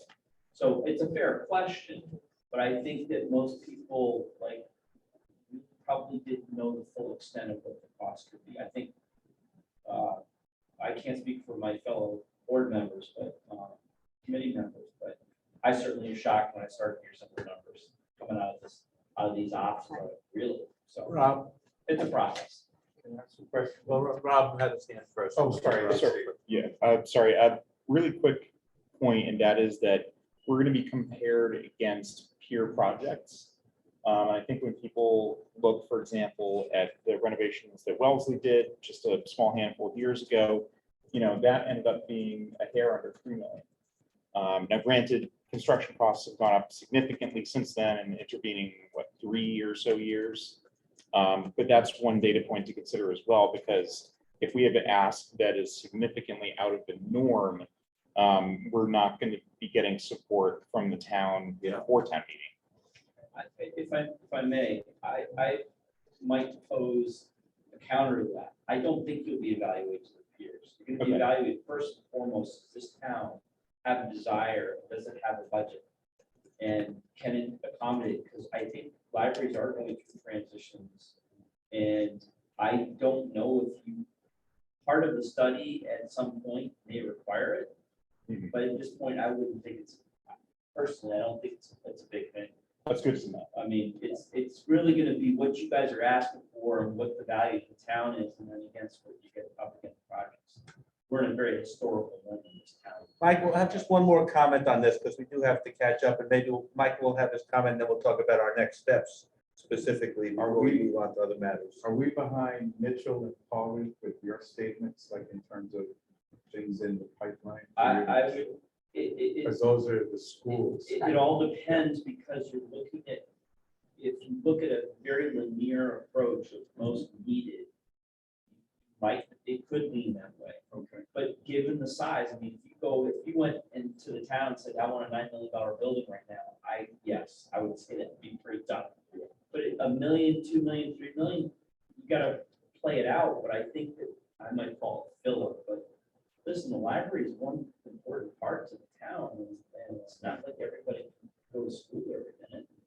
Public safety, but probably another one, trying to very smart comment, but the reality is there's certain things that you guys, as a user community and the important part of this town, and I used to be on a town meeting, and I can see where things can play out. But again, that's why I would encourage the month that you have the discussion is think about what's really important. And I know you haven't done yet sort of a value analysis grid, which would take each component against high priority. But there might be a way to take certain things that are important, I think somebody else said it, and then think about what the cost, a pseudo cost is, and can you actually stage it?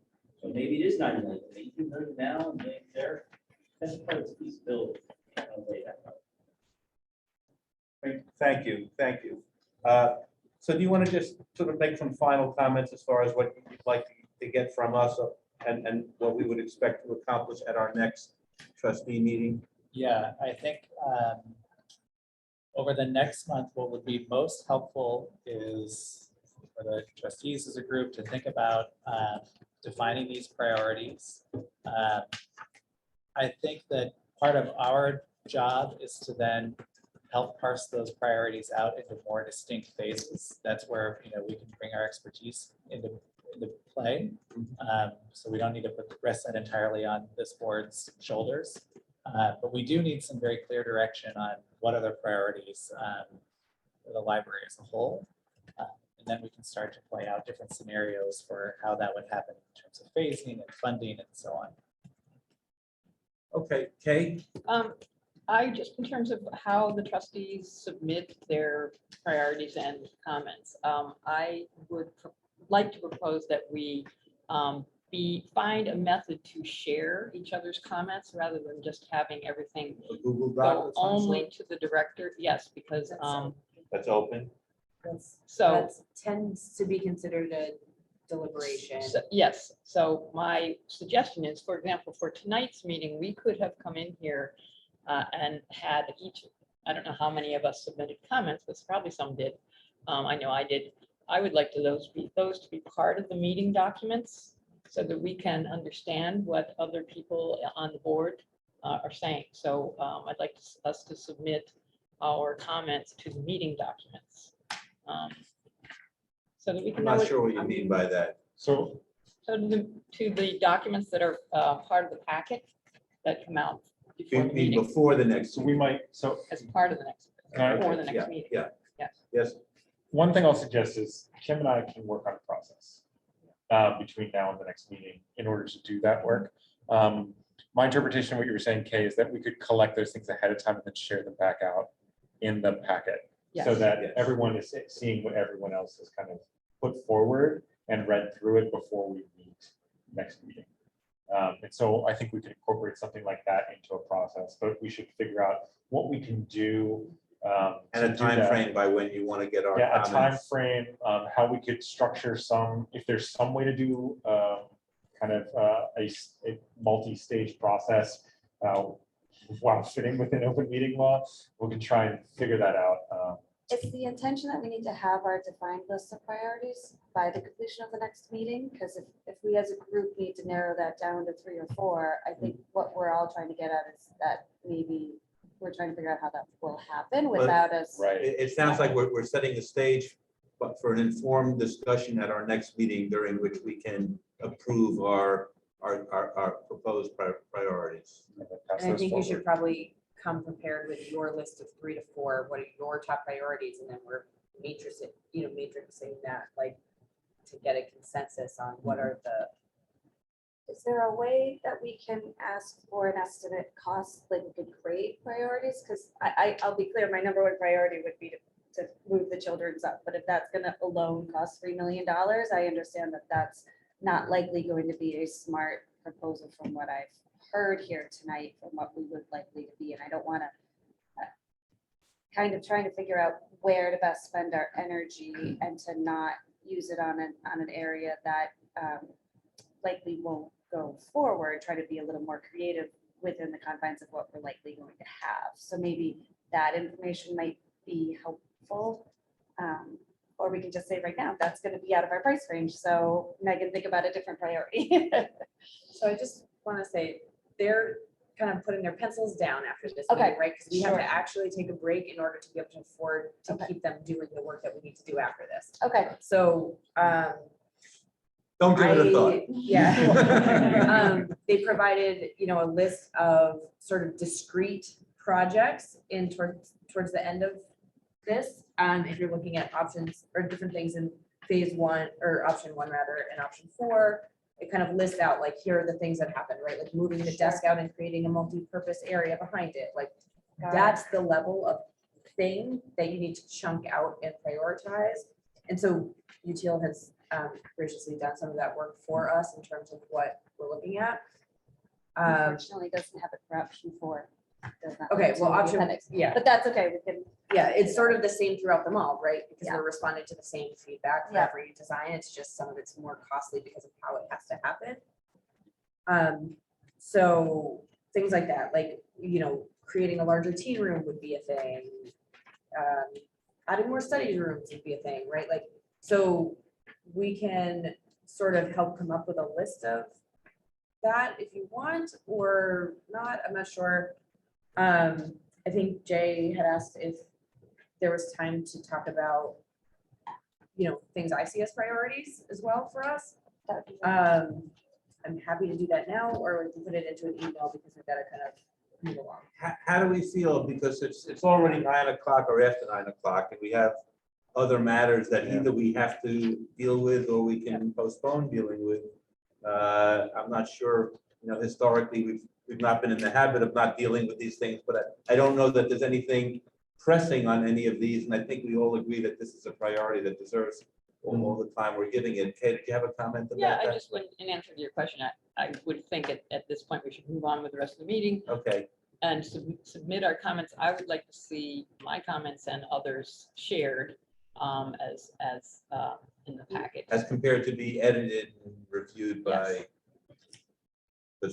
Yeah, because I think we're gonna facilitate deliberation at the next meeting, right? And so we need actually to see Ahead of time. all of each other's. That's right, I mean, but I think what that's Kate's fine. saying is she doesn't want to see hers summarized among others. She wants to see her Well, particular what I'm saying is, comments shared. what I would like to see is that we all get to see each other's comments submitted as part of the meeting packet. Right. So do you want to run a process like we did for the strategic plan, where you come with your 3 or 4 things written out and then I'll say them and go through them? Like, If- Rob? I hadn't really thought of that, but if the chair thinks that's what works, or the director. thinks that Rob? works. I might suggest, that we submit these 3 or 4 things, priorities for each of us, to whomever's the point person for that. And then just have a spreadsheet listing everybody's priorities. And that way everybody's, we're not summarizing, we're not kind of, you can see the pattern of, okay, this is a common priority for a lot of people, rather than this is one of a number of priorities that might be supported by one or many people. That also wouldn't be a deliberation if it's just sort of a collection of responses rather than responses to responses. And I would suggest honestly that I think it would be helpful for you to identify your priorities for us to consider when we're determining our priorities, because Yes. I think that's important. It is. Time-wise, I think that's a smart consideration. yeah, We're here to support you. right. You know, Thanks. So I think the way that we're looking at this now, right, is 3 to 4 discrete sort of projects that UTL can then scale back some of maybe option 1, even to get to something that looks like a whole plan that we could potentially submit all together, or it could chunk out in phases, right? And when we're talking about that, we're talking 1 million to maybe 2 or 3 million. something like that. Collective. But we're unsure. It's like not a hard number, right? That's the whole point of the feasibility, is to figure it out and to make our case for it in the future. The big things that stand out to me are the teen room. I think it has a major impact on the rest of the space. That alone would decrease a lot of friction in the building, and just create some flexibility in programming space as well for future needs too. I think moving the CERT desk up to create a multi-purpose room right behind it is the next really big priority, because we really need a flexible space in this library. We just don't have it. This room is way too large for the types of things we're talking about. It doesn't have the ability to, bring in machinery, plug it in, or anything like that. So it's unfortunately not geared for that purpose. And so we need that space. And then I think the reference desk being moved, that is a trickier one. It may not look the way that, option 1, Mike had brought up, the computers moved to a whole different space. I don't know that that would necessarily happen. Dimitri and I had some small conversations today about maybe decreasing the amount of desktops that we have anyway. We have way too many where they're not all used that heavily. And we could condense that area and make room for a desk in that space too, so that both are near each other. And potentially, depending on cost, maybe that does look like, getting rid of the desk, which is something we can usually do in-house, actually, like with the existing town infrastructure, is to like remove a desk. And then, add some different seating options there, or whatever it is, or maybe build a study room. It just, but that space is, I think, a project that I would try to make discrete, but small enough that it is achieve doing. And then I would say the next thing would be the children's room, really. There are a lot of pieces in this plan that I feel like we could pull apart and sort of fudge. It won't be as nice. Hank had suggested DPW could give us maybe some picnic tables to try out next to the parking lot and see if people do use that. And if they do, then 10 years from now, we say, great, now we've got this case study for really charging ahead with that. But I think those are the really, for me, those are the four distinct things. Like, when we talk about a large print space, that is something we could functionally shift our material already and do and facilitate. It's a lot of work, but it could happen, right? Like, we're already shifting things around. We have the two tables that I got from the LFN last year to create a laptop bar. And I think we probably want to ask them for a couple more of those tables to make it a full bar. But those are things you see in these plans because people want that flexibility of seating space. But we can do some of those things through LFN, through state aid, through the $60,000 that, the Friends raised in that program.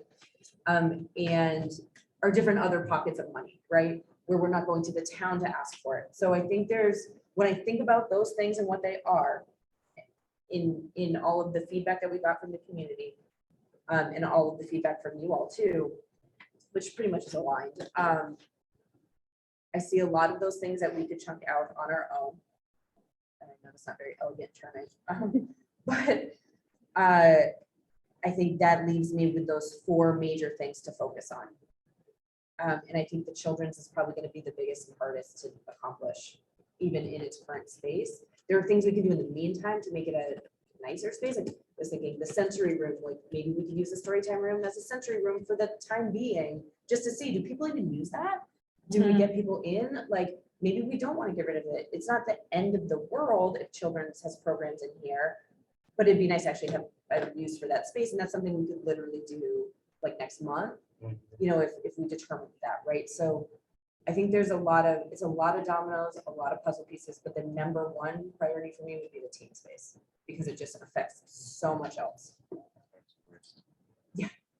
Okay, so I think we should move on to the remaining items on the agenda. I think you guys should feel free to. Thank you so leave. much. Thank you, everybody. Thank you. Thank you. Thank you. Really appreciate it.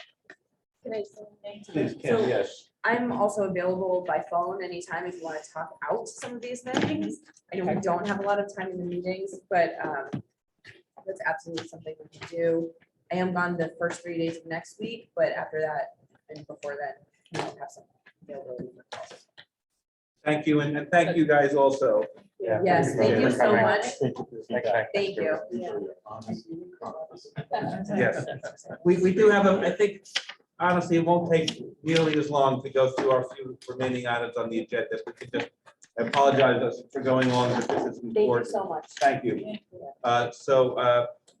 We're going to move to old business, and I think what should be a very quick vote on the art lending policy. People have all had a chance to review the policy. Do I need to read it out loud, or is everybody comfortable with having reviewed it? Any thoughts? Okay. Can we have a motion to approve our NCYF artwork lending policy that has been distributed as part of the trustees package? I move to adopt the new artwork lending policy. Earhart, Seconded. seconded by Megan, was that? I'm going to ask for a voice vote. All those. You have to ask for discussion Yes. first. Oh, yeah, no, sorry, we don't have time for discussion. No, just kidding. 1 second. Does anybody have any comments or would like to discuss the policy? We talked about it in the past, but feel free, please. If anyone, yes, Tell me Kate? who moved it, 'cause Kim was I think Earhart moved it. Okay, I want to make sure I have it. Thank you. Don't want to cut off discussion. Thank you. So no discussion, ready for a voice vote on to approve this new artwork lending policy. All those in favor say aye. Aye. Anyone opposed, please say no. The ayes have it unanimously. Rob, do you have anything to offer on is it you who might offer a climate action update? Yes, I have a brief update. So I did have a chance to speak with Stephen Frail, who's the chair of the Climate Action Planning Committee. And really our role, so first of all, Kim and I will be going to the Climate Action Planning Committee. I think it's the advisory board. It's not really a board per se, but there's 3 meetings. Yeah, it's a group. The next one will be immediately prior to our June meeting, and then there will be 2 others in the summer. And the idea behind that is to really build buy-in for the climate action plan among town stakeholders and also to brainstorm how we at the library can help support that, to get the word out, to tie in our programs with it, and perhaps, I don't know if there's even some operational tie-ins. But that's the update. Thank you, Rob. On the agenda, equity and inclusion update, is there anything to report, please, Anna? Thank you. Yes, this Thursday, May 11th, is our next Needham Connects meeting. We have 26 people registered, and we are discussing rough speakers by Tracy Kidder. Okay, There's Thank still time to register if you want. thank you. Next on the agenda, the Arts and Exhibit Committee report, Kay? is that you? Yes, so I had a, now that I'm back on the art committee, held our first meeting, and we actually have a list of artists that the committee has approved for the coming, through the coming year. Now, I know Gay Allen said she was going to be able to show the artwork. Is she here? Oh, okay. And you all should have in the package the list of art exhibitions for 2023 that are Yeah, being proposed. And at some point, Yes. we're going to want a motion to approve these exhibitions, but is there something? There's we been should a be change looking to at? the list, though, so I'll have to Okay, go through that. So is Gay showing some? So, okay, so in June, we've already approved this one, which is our local biology professor, Sandra Scheffelbein, and her medical artist is going to be displaying their art and doing a talk on June 7th. So that's June, we already approved that, but then July, we had an artist who has declined or can't do it. Gay Allen would know more, but I can actually answer that for you, Kay. I've been turned down by 2 separate artists for July. I have contacted Colleen Pierce, and she is willing to continue to keep hanging her June exhibit through July. Oh, good. Okay, so that's what we'd be approving for July would be, it's Colleen Pierce and Sandra Scheffelbein, the bone exhibit. So we would be voting on that for it to continue through July. And then August, there is Devin DiChiara, Gay, is showing, so that's abstract paintings. These are all people who were lined up before I got back on the committee, so I don't know if Gay has anything to add, because I don't know the artist in particular. But, No, it's interesting art. Some of it's quite sizable, some of it's quite small. So it's going to be an interesting and colorful exhibit. yeah. and these are artists that Carol Thomas was involved in? Yes. Yes. Most of them lined up when Who I Carol think was to give still her chair. credit. Yes, right. And then Gay, who does a And lot Gay of Allen, the yes, finding thank of you. the artists. Okay, so August is Marie Walzer and okay, so for that, those are for the wall, but also in August for the case, there is a display. It's more of a text informational history display on the Holodomor famine in the Ukraine of 1932-33. So that will be in the cases in August. In September. One case only, the large case. One case, okay. September, Gay, I guess, found a young 11-year-old oil painter. Who's, I've seen, Fantastic. here it is. A Needham boy, Maxim Tulabev. And so he's won a variety of awards apparently, and is ready for an exhibit. That's great. So, yeah. Is this his first exhibit? I think we should. This would be his first major exhibit. It was 10 years old when he painted these items. He's just turned 11. So, yes. And then October, there is a Thomas Duran, digital artist who lives in Wellesley, and his work is all created on the computer. No paint, no pastels, no, it's all computer artwork. And then lastly, September, was there a September? Will Maxim, we did, oh yes, our Maxim Tulev. No. is the alternate gonna be there too? Oh, I see. Just the Maxim?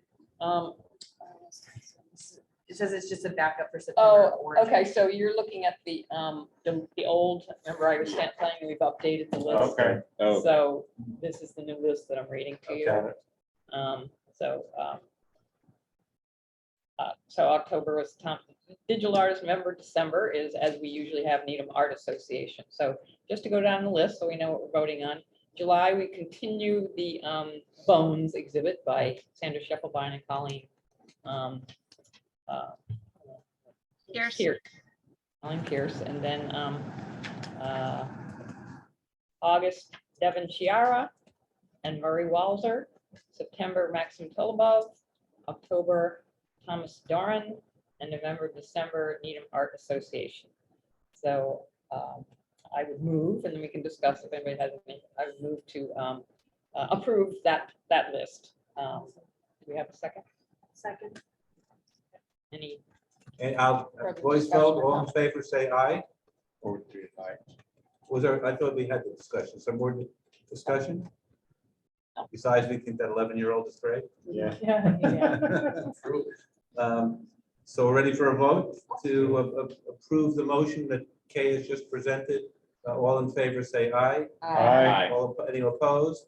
It's passed unanimously. You'll share, Faith, do you have the information from Kay so that you have? I don't see an an accurate- email from you with an updated one, and so Faith, I don't know, has that either. No, I didn't, because all just coming together. Oh, So you- gotcha, so gotcha. You'll share Okay. with Faith the updated, Yeah. Well, I Okay. just took off Irina and I took off the alternates in September, Yes, and then everything correct. else is correct. And- So I and think I I can- have Yeah. everything. I need to take. Okay, good. If I have a question, I'll email you. Is that all right? thank you very much. That's great. Okay, good. The MacIver series, is there Yeah. anything to? That's, I don't. yeah, Yes. I'm officially turning over MacGyver to Rob. My last attempt for another event for this fiscal year is, I didn't get anywhere, so I am closing MacGyver and handing it over to you for the fiscal year. Usually starting, June, starting after the summer. I mean, you can start in summer. I've never done any MacGyvers in the summer, but Yeah. but it usually is concurrent with the new fiscal year. yep, and I'll be happy to pick that up and I'll work with Gail and, Yeah, we can talk on the about plan. process if you like. yep, absolutely. Very good. Next is on the agenda is the Friends. I'll only say that, many of you were there at the event with Doris Kearns Goodwin. It was a great success, I think, a nice night for the library, a nice night for the town. And I'm told, I haven't seen the final numbers, but we've expected to clear more than $60,000 to provide as a donation to the library. We'll figure out how that all works, but that was a good day. The Friends also, I should mention, collaborated with the Library Foundation on that. It was nice to bring these two support groups together. And there's nobody here from the Library Foundation, but I want to acknowledge their participation and also to mention again, that it was a team effort by a lot of people in the Friends, including people from the library, including the custodial staff, who made the stage, got the stuff over to the stage and the chairs, and it looked like we actually knew what we were doing for the most part. So very nice. Open it to any trustee comments, any remaining comments, maybe some final thoughts about the space study, or I think we pretty The much. Library Foundation. Well, I mentioned that, and I said I don't think there's anybody. Okay, so Rob, who is I'm the person? transitioning to the. You're gonna Yeah. The transition. new liaison, and So I talked please, with Joan yeah, Smith and and Beth. I have not met Beth. I don't know. Okay, And so their next meeting is May 25th. I'm gonna be out of town, so I'll be able to go. Got it. Sorry. So that's all I have to report here. okay, I'll send thank you. Ben's email. Okay, Okay, you're now the LFN. liaison. Great, thank you. Is there anybody from the public who has any comments? I don't believe there is. And I guess we're almost done. I'm just going to make one motion for those of you who are checking your phones and might be socializing afterwards. I move that nobody talks about the Celtics score because I have DVR'd it and I do not want to know. Thank you. I second that. I have a question for you. Yes. The public comments are at the end of the agenda. Yes. In the past, we've always had them at the beginning. Yeah, we decided to move them. That's fine. I just Towards want to the know end, for the that's future intentional. going forward. Thank you. Are you moving it to the end for today or in general? I think in general, unless somebody wants to discuss it, if they would have a preference for being them sooner rather than later. The only reason they're at the beginning is because so the public can comment and then they're done. They don't have to wait until the 2 hours after to, wait around. That's how it's been done. I see. Yeah, it's up to the chair. I Yeah, don't, yeah. And no, you say just you like there's no. discretion. I don't feel This is- strongly about it. I don't have any opinion. I just want to make sure it's right. Does anyone else have any opinions about whether there's a reason to have it at the beginning as compared to at the end? I thought perhaps if you have it at the end, they have an opportunity to comment on whatever was discussed at that meeting, which conceivably might be appropriate. Yeah. Yeah, so the public comment, what I remember from when it started is at the beginning, because folks may have something to bring, to ask for us to do a complaint, a concern, something, a compliment, or something that they have something to share as on their own agenda. That's why it's at the beginning. I certainly don't feel strongly about it. If there's a general sense that people would prefer to have it at the beginning, It's very rarely that happens. I mean, I haven't seen many. and probably more rare if it's at the end, perhaps. I don't know. Yeah. Robert, do you have a thought? I think perhaps the beginning, in that way, if there is anything that's brought up, we can address it during the meeting. And, it won't kind of slip through the cracks. Good. So we'll be happy to adjust the agenda, starting with the next trustee meeting, to put the public comments back at the front. That's- We don't need a motion for that. We'll just do it. It's your thing. So, That's you what set I'm the agenda. deciding. Actually, I'm going to put it number 6 now. Great, power, it's great It's in the responsibility. middle.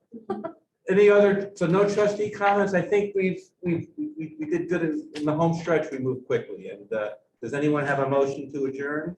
So moved. And seconded, Second. Anna, all in favor, say aye. Uh, Anyone opposed? We are adjourned. Thank you very much.